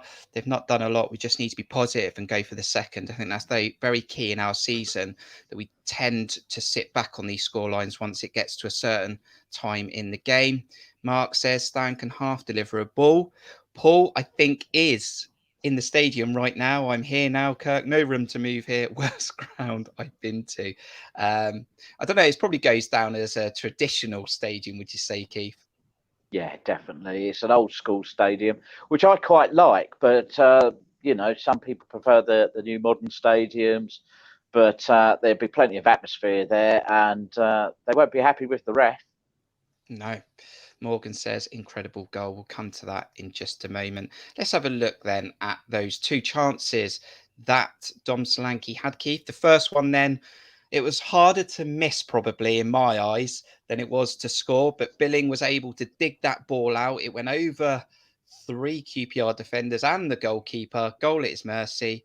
Dom Solanke had that chance, 29th minute.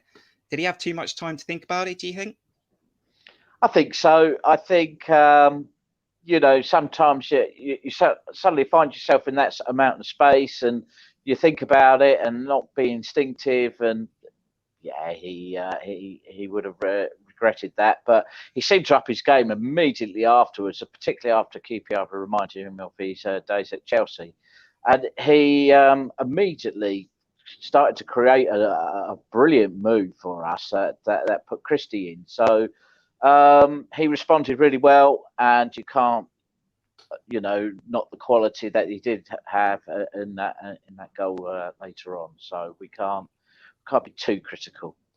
And someone that did come back into the team this evening and he stayed fit for 45 minutes. This is a bonus and something that we don't or haven't had a lot this season. We haven't scored a free kick directly, but someone who can whip a ball in, and that's Junior Stanislas. He whipped a great ball in, and a header that was harder to score this time round. Dom Solanke took it well in the 40th minute. I'm not too sure about him wearing a Liverpool outfit in this website that I'm using, whoscored.com. But anyway, in the 40th minute, Dom Solanke scores, assisted by Junior Stanislas. And, he was probably feeling disappointed 10 minutes prior to that, but he took this goal very well. And he very much meant it. You could see his eyes. It wasn't one of those just flipped it and hope it goes in. He looked like he picked it out. And that's the difference between him last season and this season. He is hungry for goals and wanted to prove a point. And I thought the delivery was exquisite. And we've missed a dead ball specialist all season, just for pace but Solanke's header is just spot on, and that was a really well worked goal. But we've been making things happen, as I say, in the last 10, 15 minutes. And to be honest, QPR they're not really responding to us. So hopefully the second half we can start to put some more pressure, but we cannot afford to sit as we have done previously. I know Scott likes to drag out a 1-0 or wants to quote unquote control the game. But the only way we're going to control this game is to put another one or another two in and to really get our tails up, because we've got two interesting fixtures next. We've got Cardiff, we've got Peterborough, utterly winnable. And how we go into those games is going to be decided on this next 45 minutes. And the last time we was in the lead was against Fulham, and that was ending up being a draw. But like you said, I mean, I'm looking at this thinking QPR must get tired. But after about 15, 20 minutes in the second half, I expect them to get tired. Some might say that they can stay fresh because they haven't played for 3 weeks, but what they haven't had is match fitness. And that's surely where it's going to come into its own. But what I don't want us to see, Keith, which is what you've mentioned already, is I don't want us to drop deep and then have a bank of 4 and a bank of 4 and then a 1 and a 1 or whatever it might be. And there were times even in that first half, in the first 20 minutes, where Dom was deep, Billing was deep, and we didn't have an outlet. And that's a dangerous game when you're winning 1-0. Absolutely. The reason why we've got Jeffers at holding, as I say, he screens the back two. Obviously, he's aware that Cahill isn't the paciest of guys, but nonetheless, he's there as the holding guy. He keeps the ball moving on, and we need to put. I think Lewis has been really good today. He's getting in advanced positions, and we need to maintain that pressure, particularly in the midfield, rather than looking to now go to holding and just keep Phil up front, behind Dom. We need to maintain that pressure and put some more chances in. I'd like to see a bit more through balls for Dom to latch onto as well. But it's I understand why Scott would want to go pragmatic, but we've got to make a statement in this league, because at the moment nobody wants to win the league at the moment. And if we make a statement in this game, and with the next two fixtures coming up, anyone who had, I might get onto my agent, I'm going to think, hold up a minute, we're back on track again, and all. And so it's a really important for us psychologically to maintain and do what we did with Swansea. Just keep going, keep the momentum going. And I would like to see us get a second one or a third one even, just to put the game away. But we've seen it so many times. Blackpool, you think feet up, it's all over, and the next minute it's 2-2. Coventry, Peterborough, we seem to think, we'll control the game. You never control the game until the 90th minute when you're absolutely certain you've won it, and that's a mindset thing that Scott's got to. You want to make your intentions clear that we're a serious team. We want to be up there. We want to be fighting to get automatic spot, possibly even win it. But you're not going to do that if you're going to put two holding, have the box of defensive players in front and allow them to come on. Don't do that. Or at least I don't think we should do that anyway.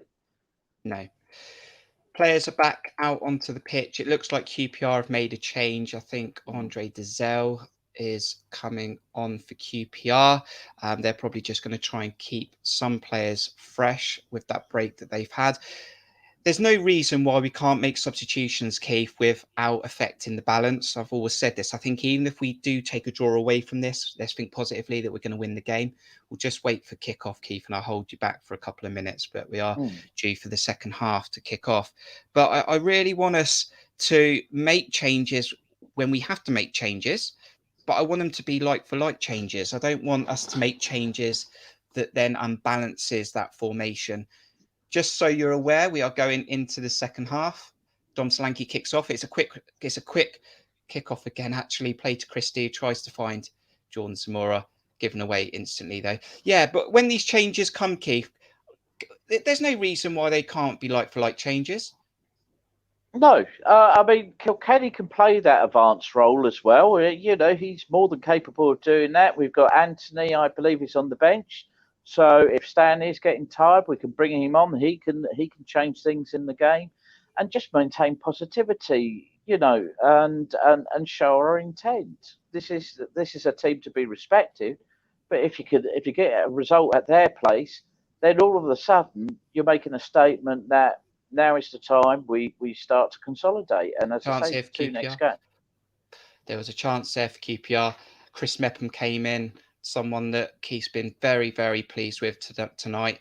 Chris Mepham wins that. It looks like it's gone out for a corner, claiming for an offside, potentially. Nope, it has gone out for a corner. So we'll just see this corner, Keith. Yeah. And then we'll let you enjoy that second half, hopefully. Enjoy is the key word there, Keith. Enjoy.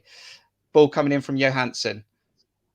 All the way across. Zamora heads it. Still in possession with QPR. This is not over yet. The play's still going, and now it's in Travis's hands. So, Keith, we're going to let you go on your way. Do we win this game? We'll see. I still think one all, but if we could get a performance this half, we'll be all right. Brilliant, Keith. Right, we'll see you at full time, hopefully. See you later, Captain. Cheers. See you later. Right, we are 46 minutes and 42 seconds into this game. One change for QPR. They brought on Dezelle. Bournemouth are as you are. I'll bring the lineups, and it's Chair that's gone off. So maybe he was struggling with that injury that he suffered in the first half. And you'll see the lineup and the score back on the screen.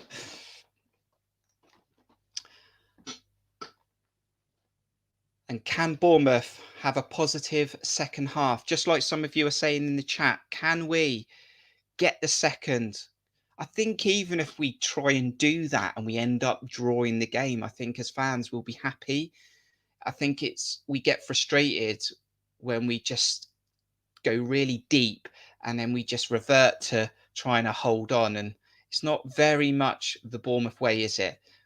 We'd rather go for the game without leaving ourselves to expose. Chance here for Phil Billing. Tries to flick it through. Oh, the pass was too straight. Went through to Dieng. But that was Stanislas getting Billing involved. Jordan Zamora with an undercut run, shall we say. It was an underlap rather than an overlap. But Bournemouth, again, looking very proactive early on in the second half. But yeah, if we can just see if we can get that second goal in the game and stay positive. And here's Lerma again. Back in the team today, Jeff Lerma, after that suspension, in his normal role that he's used to playing throughout his career. He's been very effective at winning the ball for us. Lewis Cook's looked more comfortable, unlike against Blackburn and Middlesbrough when he's played that role before. He's pressing now as I speak about Lewis Cook. Almost wins that, but doesn't.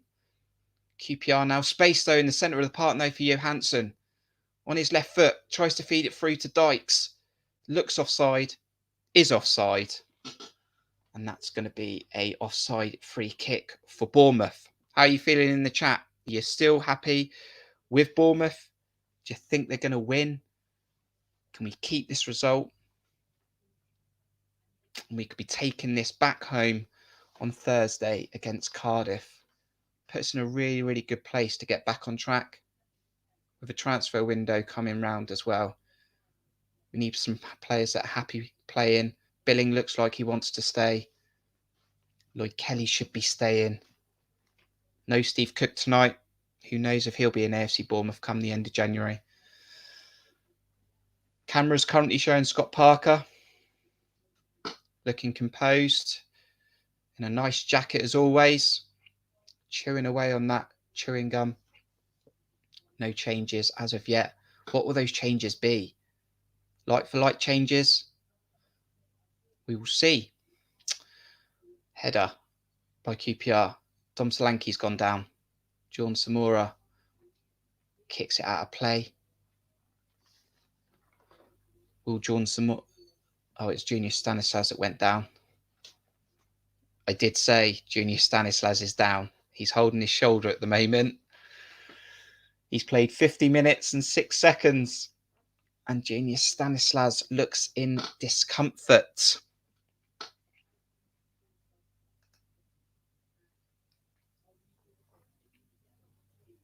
This breaking play, make sure you hit that like button. It really does help with the algorithm on YouTube. Can we get to 50 likes this evening? Also subscribe if you're new to the channel. Really help Cherries Red Army grow and try and get to 750 subscribers. Junior Stanislas is still getting treatment. Scott Parker's talking to the fourth official on the sidelines. Not sure what about. Maybe about the challenge. But it looks like a shoulder injury for Dom Solanke. He looks in discomfort. He's holding it close to his stomach at the moment. I'm not going to lie. This does not look promising. He's gingerly got up, taken a slow walk to the sidelines, trying to move the shoulder around. Shakes his head. Doesn't look happy.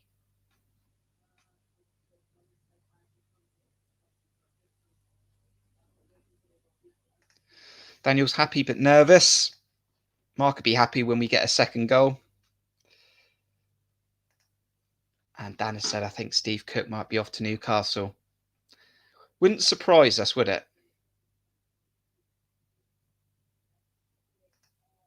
Brady and Lowe are on the bench.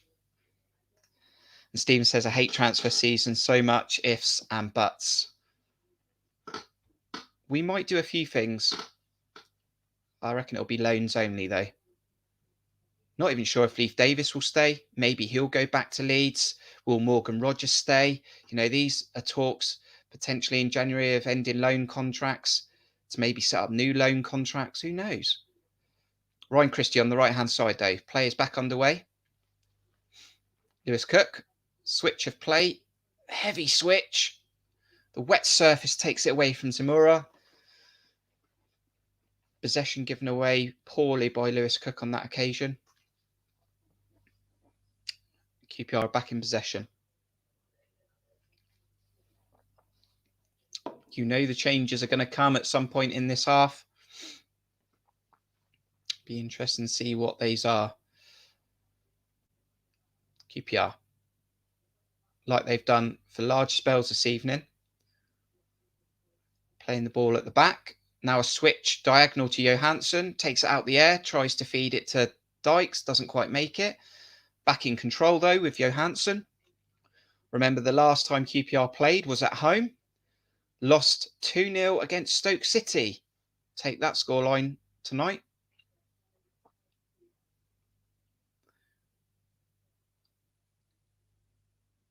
Cleared by Chris Mepham. Slipped as he done it, but got enough on it. Throw in by QPR. 53 minutes and 30 seconds.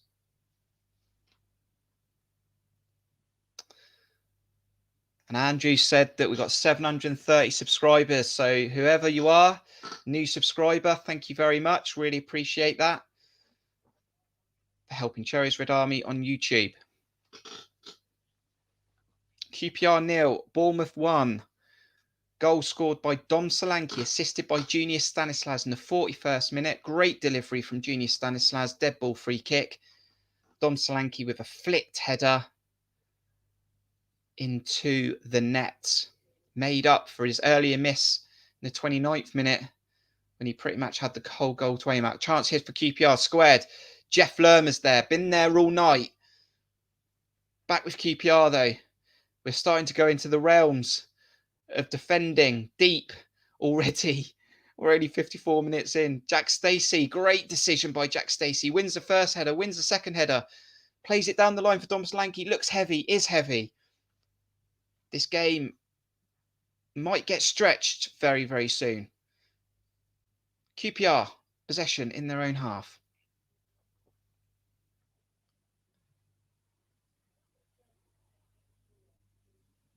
Still with QPR. We're happy for them to have the ball.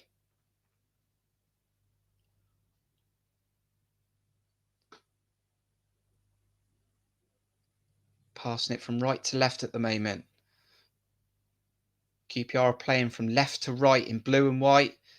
As we look at it on Sky Sports, QPR with the ball on the right, try to cross it, hit Zamora. Stanislas back there, he's on the pitch, looks fine.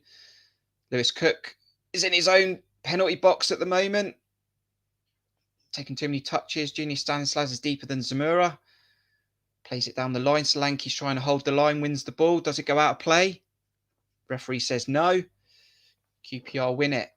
Cherries are in the red and black stripes, their natural home kit. And they're playing right to left as we look at it. Switch on from QPR, from the right, down the left now. Christie pressing. Referee says Christie fouled. Christie's not sure. Me? Talking to me? And it looks like it's the first yellow card in the game for AFC Bournemouth. And that's going to Ryan Christie. Looks like a foul on Wallace or Barbe, I think. Looked like he stood on his foot as the QPR player played it. Nothing intentional there. Late to the ball. Ryan Christie's third yellow booking of the season.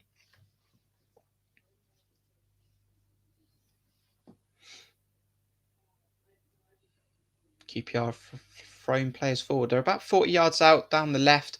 Long ball in the box. Mark Travers says, thank you very much. I'll have some of that. Mark Travers got us helped Bournemouth get all 3 points in the first game between the teams earlier in the season at Dean Court. Late on, a great save after Cahill gave away possession. In this game, he's not had anything serious to do as of yet, but we're sure with 33 minutes to go in this game still, I'm sure he's probably going to have to pick out at least one decent save at some point. Stanislas trying to play it through to Philip Billing. It's a foul on Philip Billing. Pulled back, and here's another yellow card this time for QPR. Dizelle this time, the substitute for QPR. Philip Billing saying he's the last man. Problem was he was probably about 40 yards from goal. That's his 5th yellow card of the season for Andre Dizelle.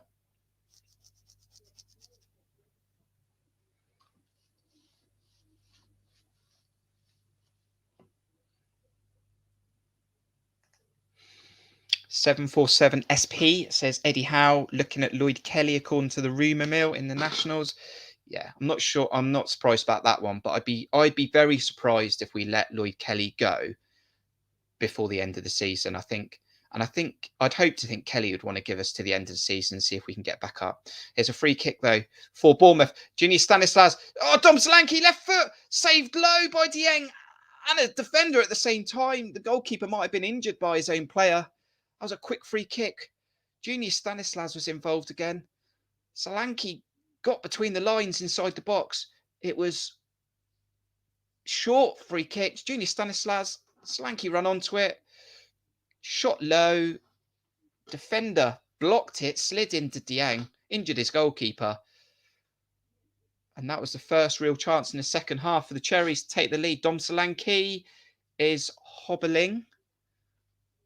And that's another injury we don't really need. 17 goals this season. First substitution for Bournemouth. Coming on is Jayden Anthony for Junior Stanislas. Now, that might be precaution. He's played 59 minutes. Maybe it is precaution. Hopefully nothing too serious. Stanislas is jogging off, so maybe the shoulder injury, they're just being careful with it. We know Stanislas struggles with injuries, doesn't have much luck. Stanislas has played well tonight. He's given us everything we've needed. He's given us that bit of quality from dead balls. And he even nearly set up Solanke for his second goal then, just before he went off. But Jaden Anthony's on, scored in the first fixture between the teams this season. He scored the first goal of that game at Dean Court. Can Jaden Anthony have a positive performance in this last 30? Didn't have a great day in the last game against Borough, but he's on the ball now, Jaden Anthony, inside the box. Oh, miscontrolled it. Rusty coming into the game, but he's keen to get on the ball. 59 minutes gone. He's got 6 goals this season, Jaden Anthony. 3rd highest at Bournemouth. 4 assists. Top chance creator, though, for the team, interestingly. Makes the most chances. In possession, Bournemouth. Chris Mepham and Gary Cahill switch sides at the moment. So Cahill's playing. No, they haven't. It's with Jack Stacey. Mepham played it to Stacey. So Mepham is still playing right of the 2 centre-backs. So Jack Stacey getting forward. Looked to go for a cross. Rebounded off the QPR defender. Back off to Stacey. And out for a goal kick. Unfortunate. So 30 minutes to go. We are looking to get that second goal. We need to keep playing this way. Do not want to drop our intensity now. Ryan Christie working hard on a yellow card. Johansson plays it forward. Long ball. Jack Stacey wins it. It's having a good game. No nonsense, Stacey. Out for a throw-in. Stephen says, Stan, the man, played well today and potentially man the match as well at this stage. QPR, though, with the ball in their own half. Working it down the right. Long ball. Too much. Is it too much? Cahill, will he see it out? No. Clears it down the line with his left foot. Keeps it in. Now with Jaden Anthony back to goal. Jeff Lerma, 1-2. Philip Billing. Great play here. Jordan Zamora is taking it on. Cuts inside. Feeds it back to Billing. Keeps the ball moving. Out to the right now with Ryan Christie. Travelling in the box. Cuts in on his left. Hits the defender. And that came to nothing in the end. Good play. All started with Gary Cahill. And that was well worked. It had Philip Billing involved. It had Jaden Anthony, Jordan Zamora, Ryan Christie. Back in possession now, Ryan Christie. Looks to switch to Jaden Anthony on the left. Right-footed. Faces up the defender. Left foot. Too close to the goalkeeper. Easy save in the end.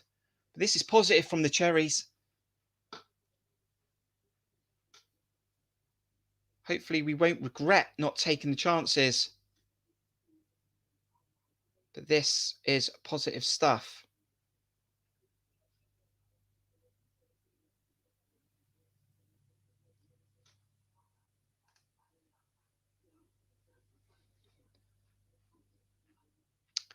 Back in possession, Bournemouth. Ryan Christie. Jack Stacey with an overlap. Oh, is it? Oh, no! It's fizzed right across by Jack Stacey. Solanke missed it. Dieng missed it. Anthony with the goal at his mercy. Left-footed. Misses an open goal. And that was easier than Dom Solanke's header. Didn't sort his feet out. His hand goes into his head. And Anthony knows he should have had his 7th goal of the season. And this is Bournemouth missing chances at 1-0 up. Wow. You can't believe that you've missed 1 open goal in the night. Now it's 2, but Dom Solanke's through here. Keeper tried to come, didn't come. It was half and half. The goalkeeper, Solanke shot, had enough purchase on it. Was low. Dieng saved it with his feet. And that's another chance for AFC Bournemouth. Not taken. And you just start to wonder, are we going to regret this at some point? It's QPR 0, Bournemouth 1. Should be QPR 0, Bournemouth 3.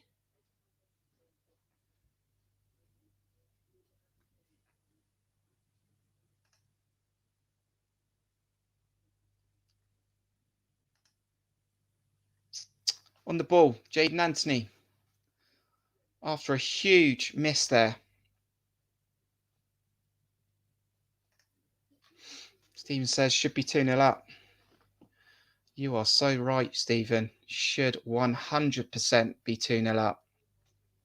Daniel can't believe it. Mark, I'm sure, has got his hands in his head. Or his head in his hand, shall I say. Mark saying, come on, Bournemouth, finish him off. Should have done. Solanke's next chance is just being shown on the replay on Sky Sports. Saved low down by Dieng. Dan says we should be taking our chances more. Foster says, how does he miss that? Took his eye off it, I think. And then he tried to sort his feet out. I'm not sure whether he was not expecting it, thought Don would get there, thought the keeper would get there, fizzed off the wet surface on his wrong foot. But I'm not really having that. I'm not having it as his wrong foot. He's just got to get his head down and side foot it in. It almost comes off his ankle, shin. Not sure. Lerman have been brilliant tonight. Definitely missed him. Going to need to keep him in this team.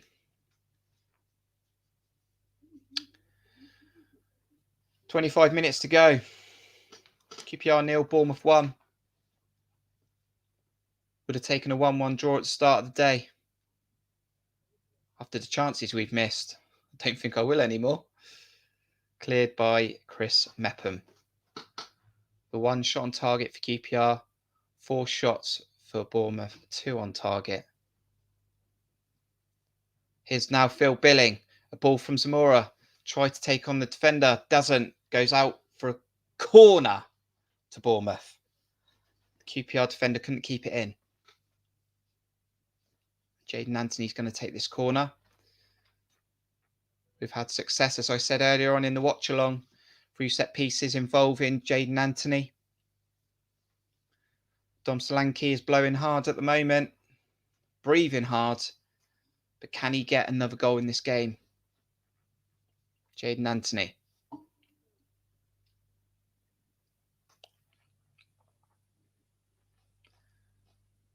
Hand up. Lofts it. Far post. Cahill. Seen that one before. Headers it. Hits a QPR defender. Lewis Cook picks up the pieces outside. Whips it back in. Solanke goes for it. Jaden Anthony goes wide. Cuts back in. Oh, doesn't quite. He does keep it. Ryan Christie now involved. Jordan Zamora picks it up from Ryan Christie. Trying to drive into the box. Plays it. Oh, Solanke was looking for the volley. QPR defender heads it away from him. Goes out for another corner kick for Bournemouth. Can't say we're not trying, boys. Can't say we're not trying. Concerning me that we're not and haven't taken this second goal. Ryan Christie taking the corner from the other side this time. Jaden Anthony's gone over for sure. He's missed out Anthony though. Lewis Cook's outside the box. Picks up the pieces. It's a low shot. Doesn't really go anywhere. Picks up the rebounds though. Ryan Christie. Left-footed. Curls it in. Jaden Anthony. Dom Solanke now. Inside the box. Tries to feed it through the QPR's defender's legs. Doesn't quite happen. Loses possession. Johansson looking for a counter. We win it back though. Ryan Christie. Space to the right. Stacey. Solanke. Back to Stacey. Ryan Christie picks it up. Slow down the play for some reason. 1-2s with Lewis Cook again. 1-2s with Lewis Cook. Looking for a switch. Now 1-2 with Billing. Everyone wants to 1-2 with Ryan Christie at the moment. Zamora. Jaden Anthony. He's got straight into this game. He's cutting in off the left now. He goes all the way over to the right. Jack Stacey. Lewis Cook's now playing where Christie should be. Philip Billick's in the box. Possession being kept here by Bournemouth. Phil Billing. Outside of his foot. Oh, tried to pick up Christie. Didn't. Well defended by QPR. Cleared it. Up the pitch. Mepham deals with it. That's a ball back. Cahill's now dealing with it. Might go home to Travers. It now does. 69 minutes, 16 seconds on the clock.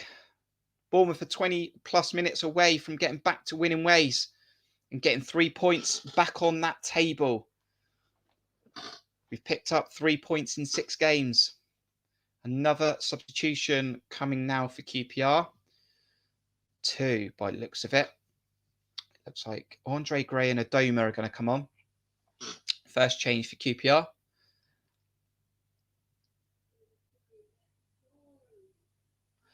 So Kakai and Wallace have gone off.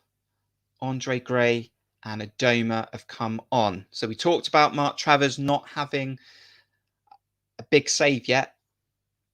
He may have to make one big save in this game, because you think that Andre Gray scored that goal at Derby late on. He's got championship experience and some Prem. One there by Zamora. Dom Slanky takes it on, fronting the defender up. He's on his own though.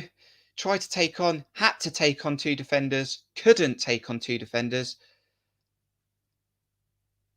And that's going to be a Bournemouth throw-in that Jordan Zamora will probably take. We've looked good defensively in this second half so far. We've looked good going forward. Even if we win this game, I'm sure Scott Parker is going to be frustrated that we didn't take our chances. I remember I was at Bristol City away. I actually saw Steve Fletch after the game, and he was just talking about how they were so proud of the performance, but they felt there were so many more goals in this team. And it feels like Bristol City all over again. We have the opportunity to put this game to bed, and we haven't. QPR down the right though. Ball in the box. Cleared by Jack Stacey. No nonsense tonight, Jack Stacey. Kicked it out. He's trying to get the team going. It's a corner to QPR. Now what are we all about? Stephen says, good spell from the Cherries. And we're going to need to dig deep now these last 20 minutes. Johansson. Corner kick. Fizzed in. Cleared by the Cherries. Seconds won by QPR. To the right. Player still in the box. Cross coming back in the box. Fizzed in. Oh, and there was Lerma and Cahill both going for the header. Cahill won it. Didn't really get a good connection onto it. Fortunately, Travers was in the right place. And he collects it and takes himself down to the floor. Looking at a replay where potentially QPR are asking for a handball off Jack Stacey. His hand was very high. Don't think he touched it, but we had VAR tonight. That might have been looked at. Don't think it touched his arm, but should not have been up there. Be careful, Jack, please. Here we go. QPR are back on the counter again, though. Jordan Zamora tries to block it. Cahill does. Captain tonight, Gary Cahill. Jordan Zamora tries to keep it in. Doesn't. Corner kick to QPR. Here it comes, everyone. 18 minutes to go. And here comes the Parker defence of trying to hold on to a 1-0 lead. I think it's here. And we're going to have to ride it out. Johansson. Corner kick. In the box. Cleared. Good header by Chris Mepham. Had a great night tonight. He has these performances in him. I have said that. Chris Mepham can play well. There's nothing to say he can't play well. Just want him to do it more often. I know he doesn't get a long run of games normally, but when he does play like this... We're on the break though. Lewis Cook feeds Solanke. He's stretching his legs. Can he open it up? Oh, just took maybe one touch too much. Allowed the QPR defender to come in from the side and get a block on it. Well done by Lewis Cook there to get Solanke through on the counter-attack after defending the corner. It was a chance without being a chance. Solanke just maybe take too long on it before getting the shot away. And that's another opportunity gone begging. Add it to the list. Adoma's in this game. He's got it involved. He's got it to his substitution mate who's come on with him. Andre Gray. He gave it to Johansson. He tried to play it out wide left. Missed past that one. And this is a breather for the Cherries. Goal kick. Just showing the replay now of Lewis Cook intercepting. Dom Solanke was fed through. Great legs from Dom Solanke. Tried to just come in from the left and then curl it as he shot. It allowed Dazelle to get back in there and block it. It was nervous in Dean Court back in September when we were winning 2-1 and holding on. Tonight we're winning 1-0. Many years since we've won at QPR, a long, long time ago. We are 15 minutes away from doing that. Haven't won at Pride Park for a long time. We lost that one. Hadn't won at Riverside for a long time. We lost that one. Tonight, Ryan Christie! 1-2s with Dom Solanke. Finessed it. Not enough power on it. Dieng pushed it away. Christie looking for that first Bournemouth goal in his career. He's looked a lot better, Christie, tonight, getting into areas where he can be effective. But again, there's another shot on goal. Half a chance. Throw into the Cherries. Samora gives it to Billing. Billing fouls. It's in the corner flag for QPR. We've had one substitution at the moment. A yellow card now for Billing. Disagreeing with the decision, threw his arms up.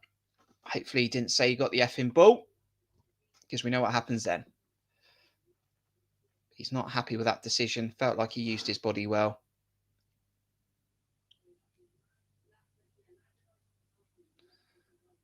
Billing still speaking to the ref, even after getting booked. That's his 8th yellow booking of the season. I think if he gets 2 more, he'll miss a game.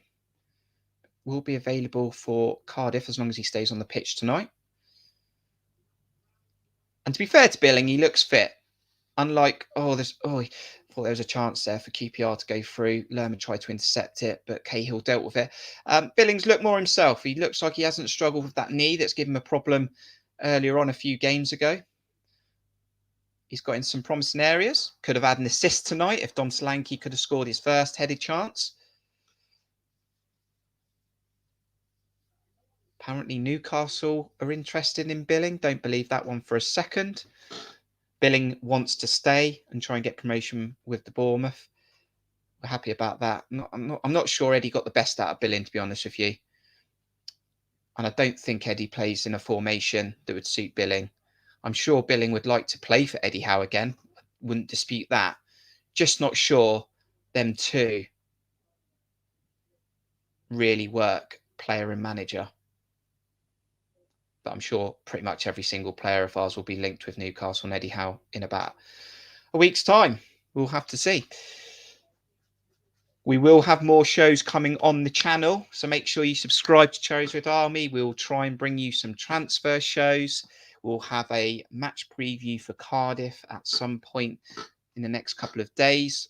We'll try and bring you a match day vlog, because I should be at Dean Court on Thursday. So we've got that to come, and we're going to bring some more live streams where we can get involved with you guys. Try and maybe get some fans on as well. We're really interested in potentially doing some live streams with some quizzes, and enable you to quiz some of the Cherries Red Army team and put them in their place maybe. So make sure you hit the notification bell so you're notified when new content is out. QPR going forward here. Mark Travers wins the ball in the area away from the QPR defender. He had to win that one, otherwise it was a penalty. Chance here though. Lerma, Lewis Cook. Brilliant game Lewis Cook's having tonight. A lot better from Lewis Cook. Ryan Christie on the ball. Switch of play with his left foot. Given away that time though by Adoma. Samura's chasing him down. Counter-attack here by QPR in the box, and Travers deals with that one as well. Thinks about the quick throw. Decides against it. Great play by Travers there. Dykes running onto it inside the box. Mark Travers comes out with authority. Parries it away. Come on, Mark. Come on, Bournemouth. 12 minutes to go. Can we do this? George, how are you doing? Come on, Bournemouth. Don't just defend for the last few minutes. Get another goal. To be fair, we have tried. We so have tried to get that second goal. Just evaded us. Just not been clinical. Sammy says, Lerma has been immense today. Wonder how many match bans they'll dish out for that. How many times has he got that effing ball? It's been fantastic. So missed him. Playing in the role that's natural to him. I know that we don't mind him playing slightly forward. When with Pearson's maybe played deeper and Kilkenny's played deeper. But that is his natural role. Always has been. Winning the ball, starting the play, being in the middle of everything. Here's a Doma though. Tricks Zamora. Ball in the box. Chest fired down by QPR.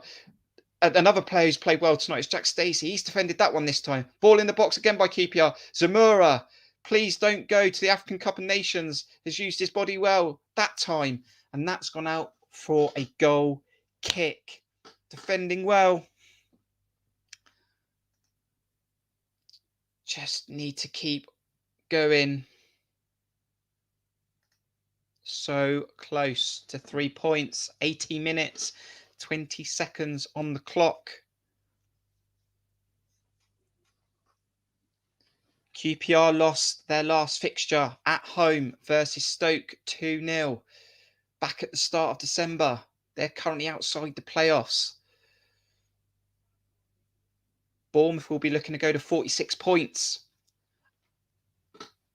And after West Brom drop points again today, that'll push them further away from the automatics. Jamal Lowe is now getting ready. His jacket's off. He'll be coming on. Might be Christie. Could it be Dom? Could it be Billing? Here is Billing on the ball. Gives it away. Is Billing getting tired? Oh, possession given away. Stacey's the wrong side. Don't foul in the box. Doesn't. Images of Derby then where Jack Stacey got the wrong side going into the box. Willock's asking the ref, not enough in it. This time Stacey didn't hold on, just let him run through and he didn't get hold of the ball. Here comes the change for the Cherries. It's going to be another substitution. Philip Billing there. Giving the ball away. Jack Stacey the wrong side of Willock. No foul this time. Jack Stacey learnt his lesson. Here's Ryan Christie. It's a like-for-like change. Christie's had a good night tonight. Could have had maybe an assist. He's worked hard. Pressed well. Maybe had a chance at getting his first goal, but just in front of goal, the shooting boot's not quite there for him yet. I'm sure it will come. But Jamal Lowe's on the pitch. Instantly, Jamal Lowe's pressing, trying to win the ball up high. Dieng clears. Mepham. No Steve Cook. No Lloyd Kelly. No problem. Gary Cahill and Mepham have had a fantastic night tonight. The big concern we normally have at the back when there's no Lloyd Kelly is if we've got enough pace and speed. Fortunately, the stadium we're playing in is not that open. It doesn't really allow that much space to be running in behind. Although I'd say Solanke's done it a few times. But it is a concern that we do have when Lloyd Kelly doesn't play. But Chris Mepham and Cahill can hold their heads up high tonight. Lewis Cook's just taken one in the face, working hard, got up.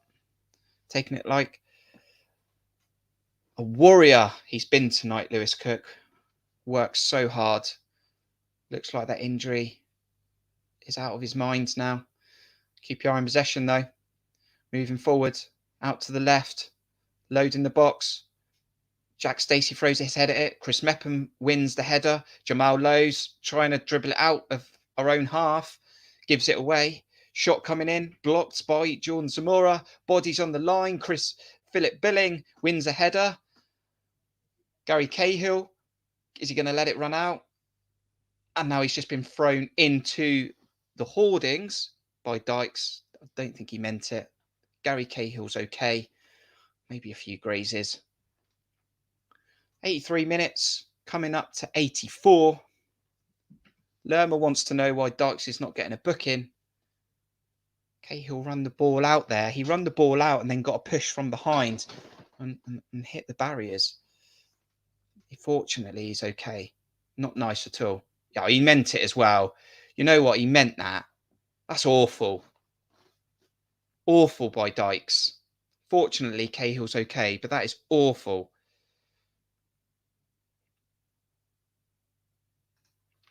Daniel said, I think we should put Low on. You got it right, Daniel. You made that call to Scott Parker. You got Low on. He's on for Christie. Can he wrap up this game? Jaden Anthony come on the pitch and he had a chance, and Jaden Anthony's on the ball. Centre of the goal. That's outside the box. Gave to Solanke, who went wide left. He lost it. Jordan Zamora. Might be his last game for a while, potentially. Gets it back off Solanke. Solanke's playing wide at the moment. Jaden Anthony's tucked inside it. And then Solanke 1-2 triangles with Zamora and Anthony. Final pass wasn't there, though. Lerma. Superman Lerma winning the ball and now gets a free kick. Johansson late on Lerma this time. Lerma's down, holding his knee. Shin, Lee. Frustrations are building in for QPR. This is good for the Cherries. Lerma's still down. The clock is ticking. You've got a hard decision to make tonight, guys. Man the match. You've got Chris Mepham. You've got Solanke's goal. Junior Stanislas assist. Jeff Lerma. Tough decision tonight. Tough decision tonight.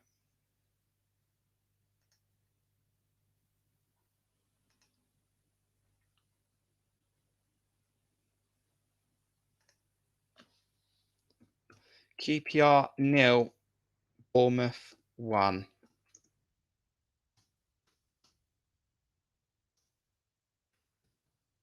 Much needed win required. We are so close.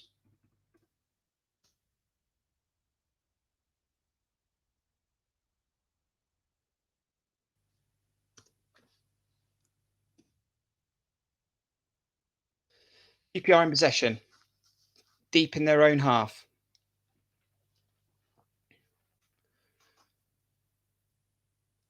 Short passes for QPR at the moment. That's fine in their own half.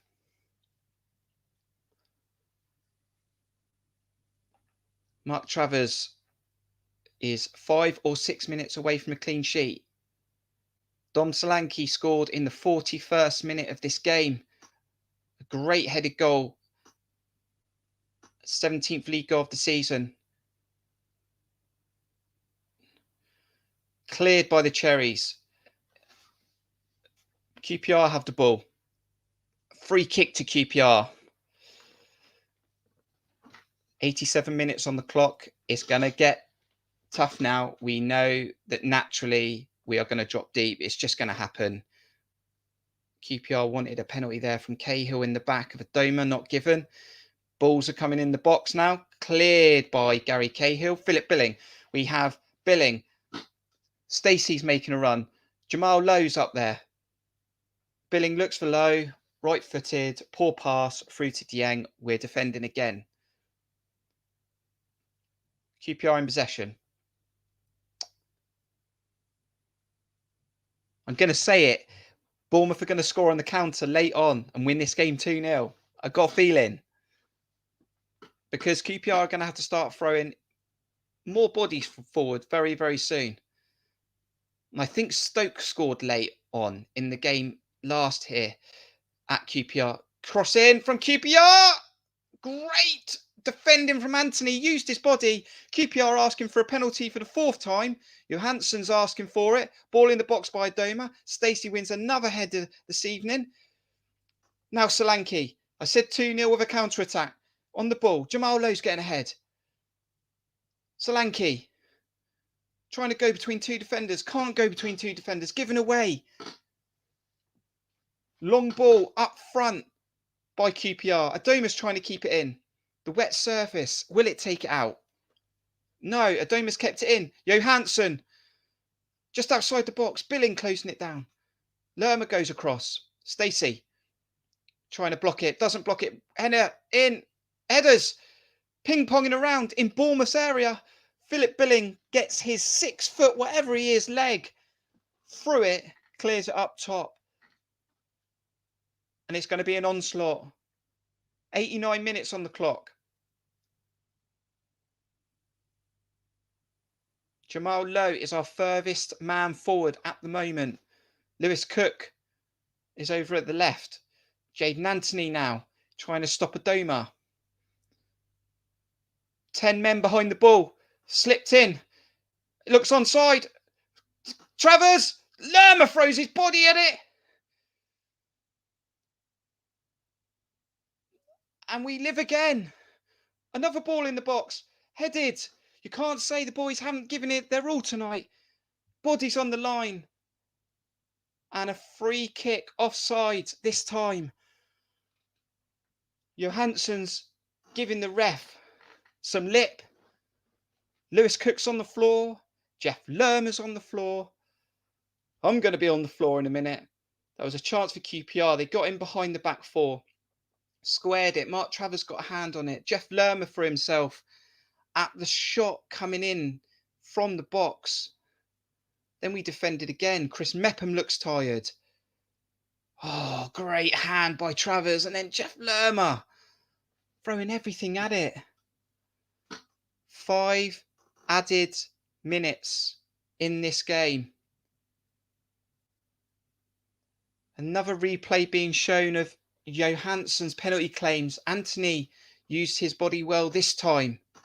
Unlike Middlesbrough, that's not a penalty. Clutching at straws, I think there, Johansson. Clutching at straws.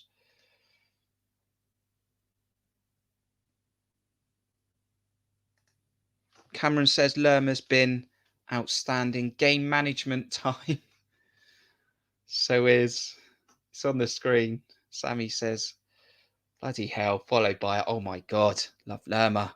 Mark says, come on, Bournemouth.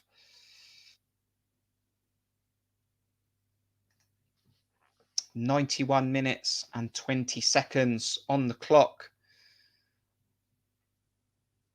Ben Pearson is on the pitch. Sorry, I missed that substitution. Instantly feeds it. We got 3-on-3. Dom Solanke. Jamal Lowe cuts inside. Oh, blocked. Solanke doesn't get the rebound. Ben Pearson is on the pitch, as I said. He's just come on, probably for Lewis Cook. Just looking at who's left on the pitch. Yep, I'm going to make an assumption that it's Lewis Cook. Looks like it. Free kick deep. There was 3-on-3 there. Ben Pearson got it through to Solanke. Had Jamal Lowe with him. Billing was with him. Billing got dragged down and was taken out of the game. 92 minutes. 3 minutes to go. QPR in possession. Handball. Not given. Ben Pearson. God. Ben Pearson straight in this game. I want some of this. And he's having it. Wins the ball again. Second interception already for Ben Pearson after he's been on the pitch for 1 minute. Dig in deep, boys. We need the 3 points. Long ball in the box. Too long. That's going to go out for a goal kick. 2,600 Bournemouth fans behind one of those goals. And we are 2 minutes away from getting the win for them and us. Sky Sports have given the man the match to Dom Solanke.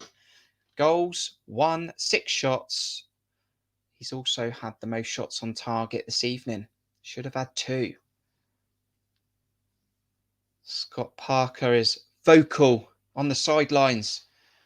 He's asking for 2 more minutes from the boys.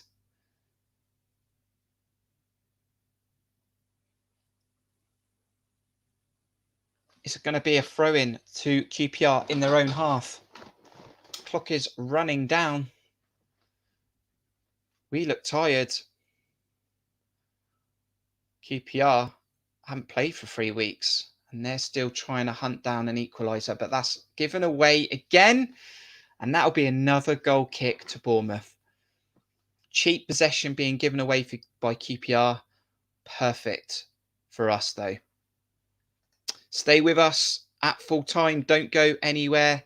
We'll have some full-time reaction. We want to get your thoughts. We want to know who your man the match is. We might, if we're lucky, if we can get some signal at the Kian Prince Community Stadium, we might be able to go live there potentially. No guarantees.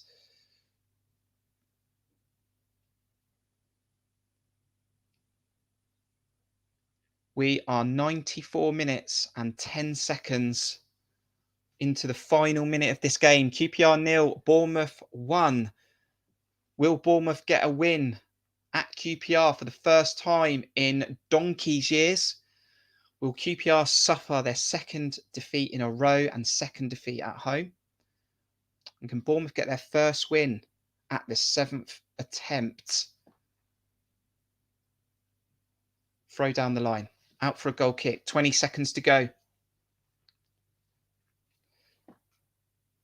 That's right, Stephen. 100% correct. Sky man of the match given to Dom. Jeff Lerma's definitely in there. It's all breaking out now, though. QPR and Bournemouth players are grabbing each other's shirts. Mepham's involved. Dunn's involved. Dickey's involved. Pearson is definitely involved.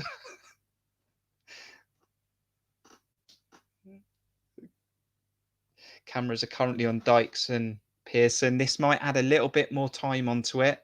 Not sure we like this.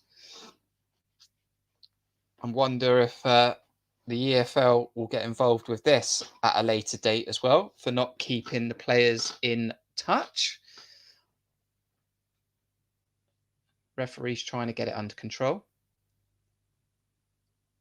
We have passed the 95th minute, but with everything that went on by the QPR corner flag, yellow cards are definitely going to happen right now. Looks like Dom's going to get one. Barbet might get one as well. And we might see an extra minute or two. Just currently seeing. Dunn says, come on, lads. So close. Hit those like buttons. Can we get to the 50 likes? If you haven't hit the like yet, please do. Really appreciate it. Also, subscribe if you're new to the channel. Thank you to our new subscriber and our current subscribers. It's all dealt with now. We are currently 96 minutes and 30 seconds. There's another yellow card for Chris Mepham. And another one looks like Gary Cahill. So yellow cards being thrown around at the moment by the referee. None for Lerma. I didn't see. Makes change. And even Ben Pearson. 6th yellow card this season for Ben Pearson.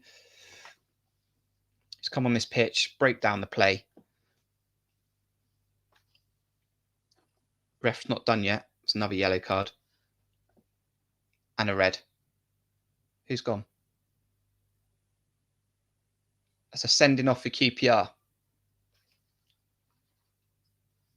Andre Dazelle only came on at half-time. And now he's leaving the pitch.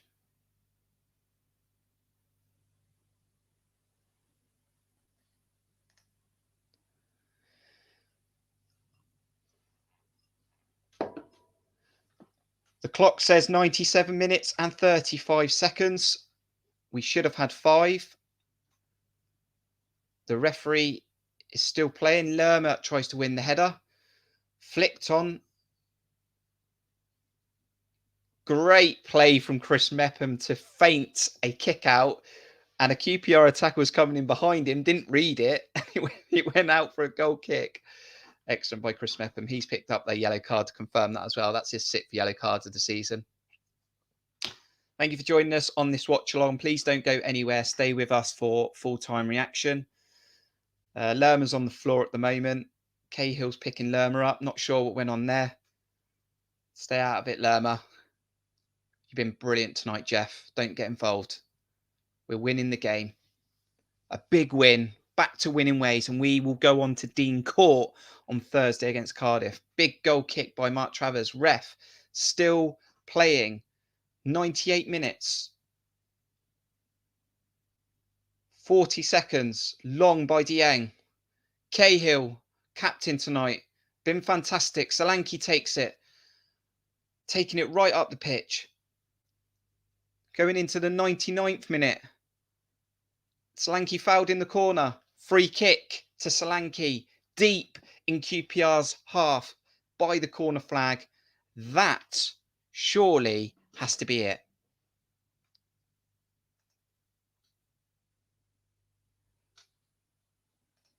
That is it. Big win for Bournemouth. 1-0 to the Cherries. Brilliant performance by the boys. We thought we might regret those missed chances, but we didn't.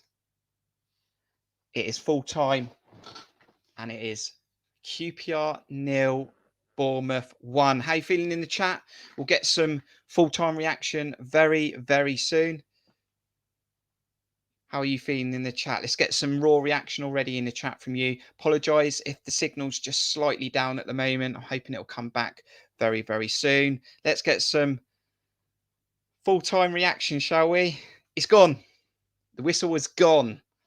And Bournemouth are back to winning ways. We'll take a look at that championship table very, very soon. Daniel said, let's go. Feeling happy again. Smiles on our faces. Scored 1 goal tonight. Maybe should have had more. Mark says, at last.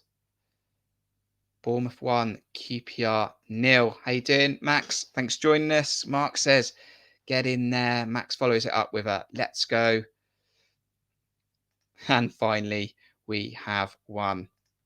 And we're going to take a look at that championship table very, very soon.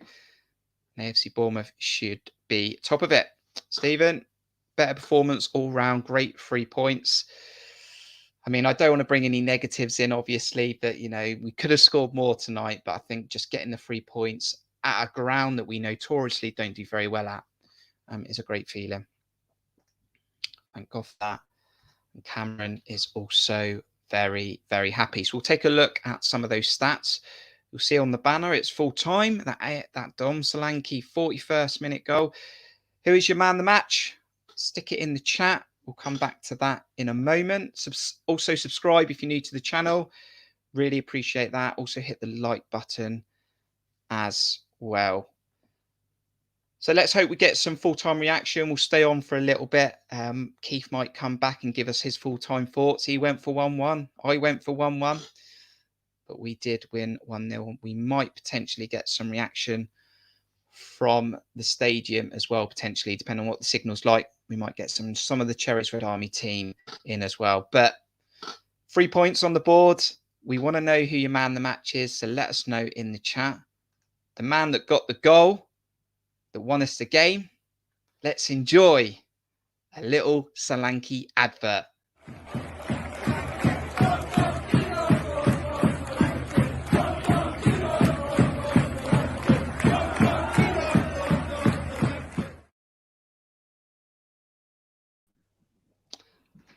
And I got Keith back with me, full-time Keith.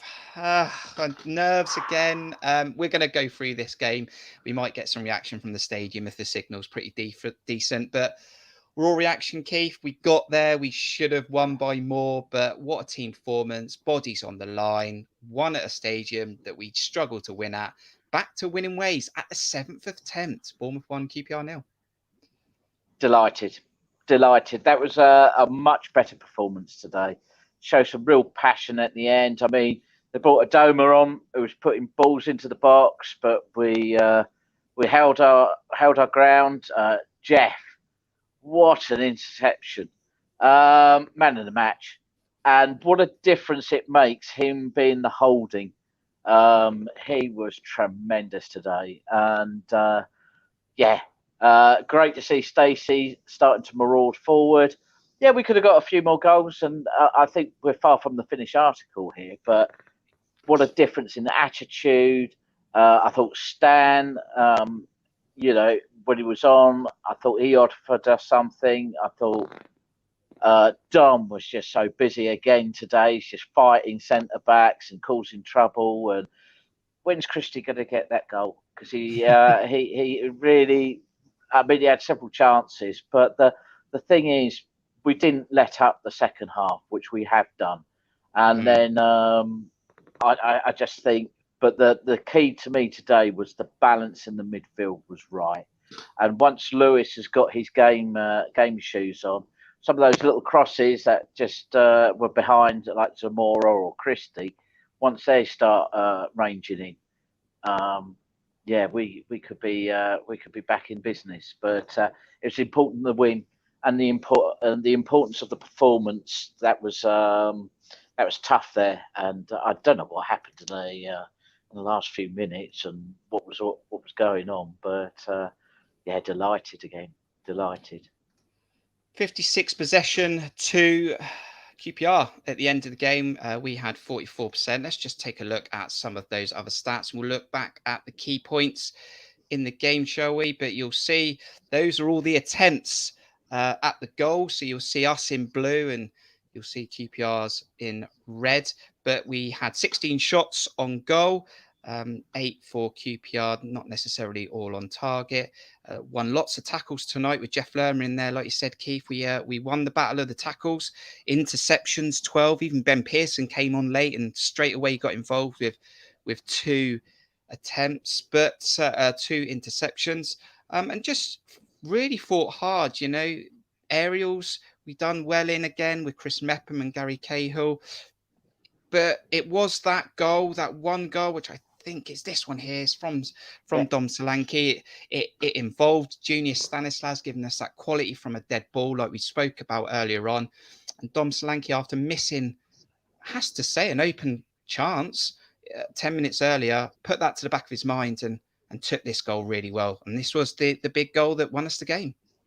Yeah, absolutely. And I thought it was excellent second half. He got about and his work rate. He has been for me the player of the season so far, Dom. And I think getting that goal gives him the confidence. He'll fancy it the next game and what have you. But a big shout out to a number of players actually. I thought Meps today had an outstanding game, and we need to keep consistency in our selection. One of the things I think has contributed to us, maybe sometimes through injury, but sometimes through different thinking or what have you, is we've not been consistent in our lineups. Now we've got Zamora going out in the African Cup, so obviously it's a chance for Brady, or if Davis is still here, to get in. But it's selection consistency, I think, is going to be the key, and the balance in the midfield. And Jeff today was, gosh, he was that was something else again, and he is such a big player for us. And I thought Phil was working hard, working really hard again, and there seemed to be that working hard for each other seemed to come back today. And Stacey, great to see him marauding up and down the pitch, and some of his defensive work was excellent, and Zamora as well defensively. You know, he had a tough time, but they came good for us, and that was a bit more like it. That's what we expect to see, and hopefully, we can settle in and get an 11, and with obviously Cookie potentially leaving, Meps is now going to be quite important for us, particularly if Cahill, he's played every game so far, I think. And he's not getting any younger, so we've got to. Everyone's got a part to play. So yeah, delighted. Much more of what we expected today. I'm not surprised. I'm not surprised by Chris Mepham. I think he does have those performances in him. I think I just want to see it more often. And normally he just has one bad game, and then we don't see him again for 6-7 games. But let's just bring something in. We're going to go into the chat. How are you feeling in the chat? See what you're thinking and saying. We'll start off with Paul. He says, we are top of the league.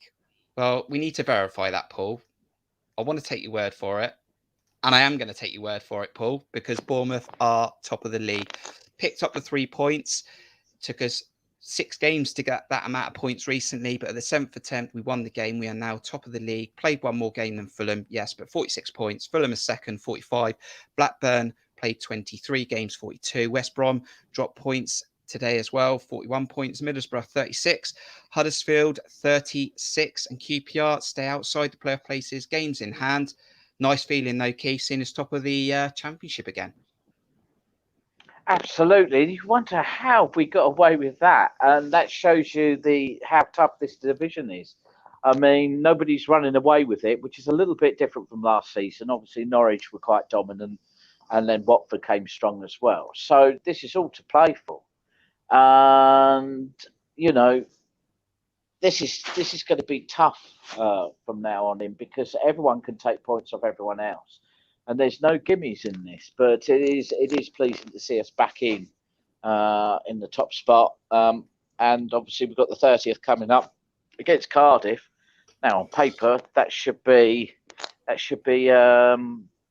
3-pointer, but they're going to be looking to the window, and some players might be wanting to get out and put themselves in the window. So you never can tell with this. And as I say, we've seemed to have got away with it with our form, but Fulham haven't been brilliant No. either. So West West Brom, said, no one wants it. No one wants no, it. no. The vlogger then, let's have a look at some of your man of the matches. He's gone for Solanke, obviously. That's a good he had a shout as well. brilliant game, brilliant goal. It could have gone completely the other way after he missed that very, very good chance. But credit to Solanke. I think he's got himself into such a good place mentally that he can miss a chance like that and then kick on and still go and win us the football match with his next chance. Paul's also gone for Solanke. Max has said, I didn't watch the game, but I'm thinking Solanke because he scored. But then when you think about Solanke, then Cameron comes in with Jeff Lerma, missed him massively, Keith, in the last couple of games. And I was happy to see him playing in a role more natural to him.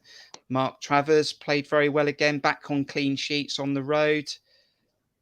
Mark can't separate them, Keith. Dom and Jeff can't separate them. Foster's come in with great result. If we could just start taking these chances, good to see the lads fighting literally for each and other proper up the Cherries. Paul has come in with a Solanke goal, clean sheet. Yeah, lots of clean sheets in there. I think Daniel's gone for Lewis Cook. I thought he was brilliant tonight as well. Mark's gone for Lerma. Stephen's gone for Lerma. Stephen's thanked me and you and gone for us. Keith, he's given us man of the match. But yeah, I mean, a few more shout outs there. I mean, Mark Travers, clean sheet. I mean, I wouldn't say he had loads to do, but there was that late chance where it was fizzed across, got a good hand on it. And then if you're thinking about giving the man of the match to Mark Travers, Lerma then throws his body in at the rebound. Yeah, I mean, just a couple more shout outs there outside of Dom Solanke. I think Jeff, I think Dom, I think Phil, I think Travers have been so key for us all season, though. And again, they show that we've got a spine there that really is excellent. And what is so pleasing is the work rate. The heads don't drop, and I think that's the difference. Certainly for Dom, who I'm huge fan of him. Whereas last season his head would drop a little bit if he's not getting those chances. This season he might miss one, but he's in again and he'll create things. I thought he could have got another one when he almost could have gone round the keeper, but the keeper did well. But he leads the line for us so well, and when we press well, he's there, and he cannot be underestimated. And I said a controversial thing a few podcasts ago about Mitrovic. I'll have Dom every day because he is just the epitome of a modern number 9, and I can feel that a few teams might be looking at him, particularly West Ham, because he's a little bit like Antonio. He's and I think a number of teams would be thinking, this is the guy, but I want him to be with us because I think he's our talisman at the moment, and I'm so delighted for him. Do you think, though, that these type of players like Lloyd Kelly, like Jeff Lerma, like Dom Solanke, I'd like to think, Keith, that they'll give us until May and say, look, just give us one more chance to go back. Look, I mean, no, they want to play Premier League football. Even Billings said that this week. He wants to play Premier League football, but he wants to do it with Bournemouth. We know the interest is going to come on. We know there's links to Eddie Howe and, potential being looked at with Newcastle. But do you have confidence, apart from potentially Steve Cook, because we think there's probably underlying concerns there previously? Would you like to think that the younger players that are going to be linked away from Bournemouth in January will give us 4 more months just to see if we can go up as a team? Well, they've all got plenty in their contracts. They're not, none of them, I don't think, with the exception of obviously Anthony and Zamora, none of their contracts are up. And I don't see the rush to get out. I think there's a core of players in there who have been through adversity. They all got, they all got relegated together. They had a difficult season because the gaffer had left and there was upheaval and it was a transitional season. But this season, they've come together and they matured together. And you have to also include Stacey and Meps is part of that. I think Mepham is a part to play in our future as well. He's only 23. He's a baby in terms of defenders.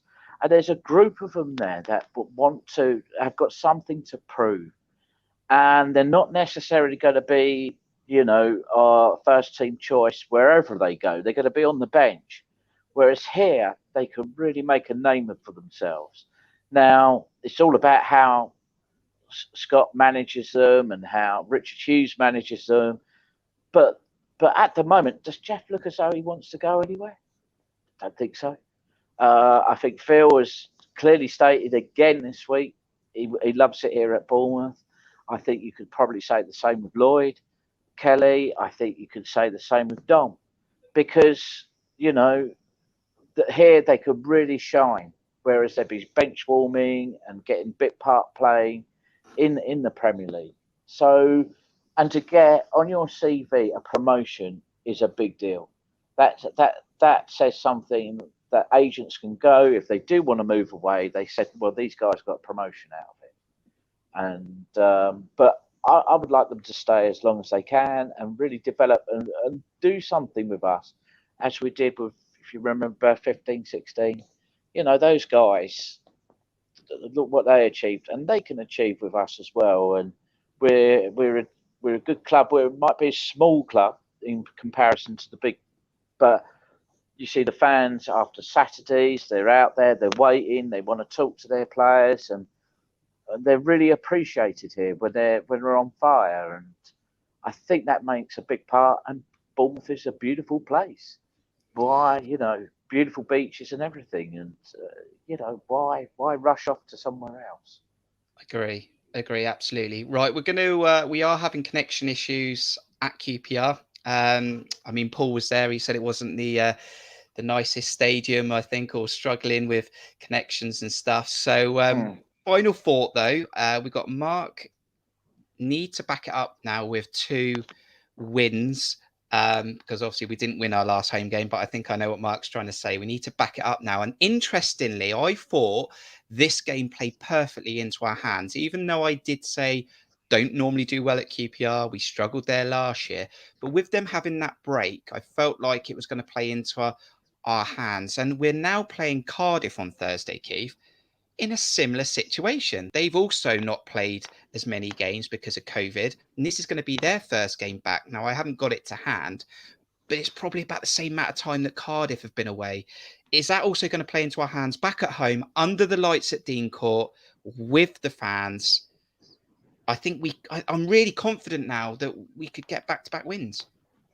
Yeah, we can't be a library when we next play with Cardiff. We've got to make it. This is Dean Court, and we're here to do business. We're top of the league at the moment, and let's make a statement. And Cardiff are not exactly in a great run of form themselves.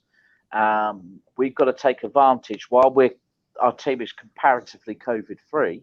We've got to take advantage and nail down these games. And Peterborough after that, that's another one where we can build momentum, and then suddenly again we're looking like a really confident side, and that makes the window a lot more easier to manage because we've got confidence running through the squad. But as I said before the game, it's how Scott manages this. And today he looked as though he got the team together, the fighting for each other at the end, quite literally. It says to me that we're really, let's knuckle down, let's do the business and get the next 2 home games underway and make it really hostile for the away team, and make sure that we're on voice, and then the team will respond accordingly, I think. Tell you what, Keith, we may have got some connections at QPR. Oh. Let's bring them in before we lose them. At the end of the show, we're going to bring 2 guys in. One is always on the road. He's always there. And then we've also got... So we got Steve. Oh my goodness! Happy Christmas, mate. And I tell you what, we'll also bring Matt in. He's just using Scotty Parker's jacket at the moment to keep warm. Guys, you're smiling. You're in the capital. What a great performance by the boys. We know we should have had more goals, but I'm sure you were happy to see the team, Steve, putting bodies on the line, fighting and scoring a good goal and getting back to winning ways. Yeah, I mean, it's great to stop the rot. I mean, I didn't foresee this one personally. I was quite happy to get out there with a draw tonight. But credit to the lads. I mean, it goes to show how much we've missed Jeff, doesn't it? So he was absolutely instrumental tonight. I thought he was everywhere. I think he solidified us defensively. I thought they never had a sniff really first half. And although it was a bit sort of first half, I thought second half we looked a different proposition. And I love the fact that we didn't sit on that 1-0. We still kept attacking them. Scotty didn't make defensive changes. I'd have been happy for us to concede a goal and playing that way and get out of there with a draw, knowing we've not sort of just invited it on. So yeah, I mean, credit to the lads. They stuck at it and they got their just desserts in the end. Stevie, do you think having Jeff as the holding midfielder at the base of the three made the difference tonight? Absolutely, Keith. I think he it's really understated what he does. I mean, the energy levels. I mean, you wouldn't, when we had Ariata, we would absolutely miss him when he wasn't there. And Jeff's the same. I mean, his energy levels and his the amount of. I mean, I'd love to know how much of the pitch he covered tonight, how much running he did.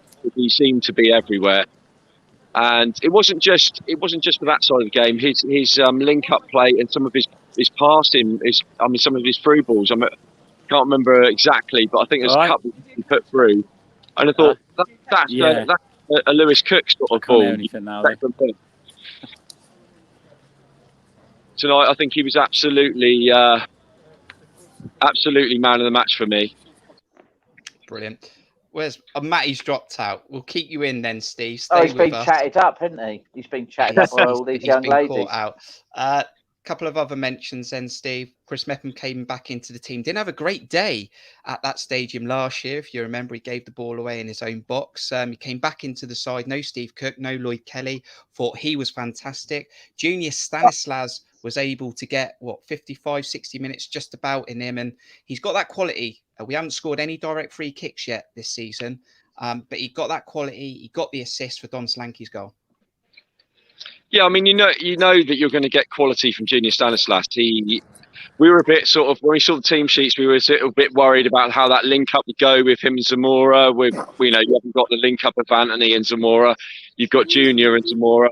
But he's been around the game for years and he's done it at top level. And he just showed that out, bit of nous, bit of class. I mean, the ball he put in, that's just what we've been missing, some sort of quality delivery. I always say it surprises me how we pass the ball around so freely and so easily, and yet that final ball is never quite there. It's that final pass, but Junior's got that in his locker, and thought he did himself proud tonight. Thought it was a great performance, and big shout. Thought we could easily see another, sort of howler in the making, but I've been joined by a little man here. You have to put the phone down a bit. Matt, you're in there somewhere in that hood. Let's come to you, Matt. How you doing, mate? I was thinking of you as it was 1-0, as we didn't take our chances. How you doing, Tiggs? Happy man? Yeah. I'm watching. It's good. Matt, come back to you. Sorry. I was thinking of you when we didn't take those chances. We've spoken many times about 1-0s and it being nervous. Jaden Anthony comes on the pitch. He misses a open goal. And I'm sure Scott Parker will look back, Matt, and think that he's going to be frustrated that we haven't won this game 2 or 3-0. But ultimately, just getting that winning feeling again at the 7th attempt, going back home now on Thursday night against Cardiff, start to put a little run together again. Yeah, it's really I thought first half was nip and tuck. There wasn't much in it at all, was there? Can you hear me okay? Absolutely. Yeah. Yeah. nip and tuck, nothing in it, cancelled each other out. We nicked the goal right on half time, which is crucial, obviously. And then second half, we're so dominant, we're so on top. We had how many chances did we have to really kill the game and wrap it up?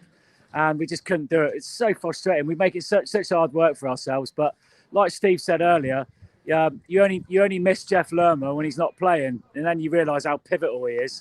I mean, what a block at the end there. I mean, that's a goal. How many times has he done that this season? Goal-saving challenge right on the line to preserve us 3 points. It's just amazing. But the main thing today was to just get over the line and get that 3 points, because massively needed. One win in 8, I think it is. It was just huge to get over the line today, lads, wasn't it? So I'm just buzzing to be able to do it, really. And I think, we should have won by more ultimately, but we'll take the 1-0 and hopefully we can really kick on again now. It's a confidence game, isn't it? And hopefully that'll give us the confidence to really kick on now in this second half of the season. We have to back it up next game. Have to, mate. Have to. Yeah, Cardiff and Peterborough at home. Yeah, that's just 6 points as far as I'm concerned after tonight. Final thought then. Mate, 100%. Can Tiggs hear me? Can Tiggs hear? Yeah. Final thought then. Dom Solanke, 17th goal of the season. Could have had it 10 minutes earlier, but a great win. Let's get your raw reaction, Tiggs. How are you feeling after that win?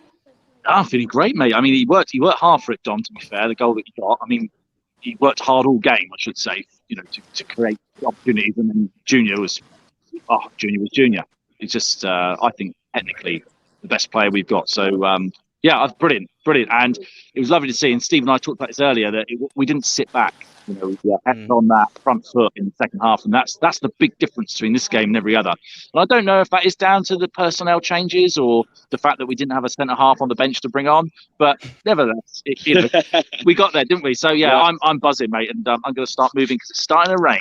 Yeah, it's absolutely. We'll let you guys go. Great to see you. Thanks for coming on. We'll see you on Thursday. Lads. Dear fellas, Up happy the New Year. cherries. Up the cherries. Up the cherries. Oh, brilliant. Great to see you. Brilliant, Happy lads. Cherries fans. That's a great note to finish on, isn't it, Keith?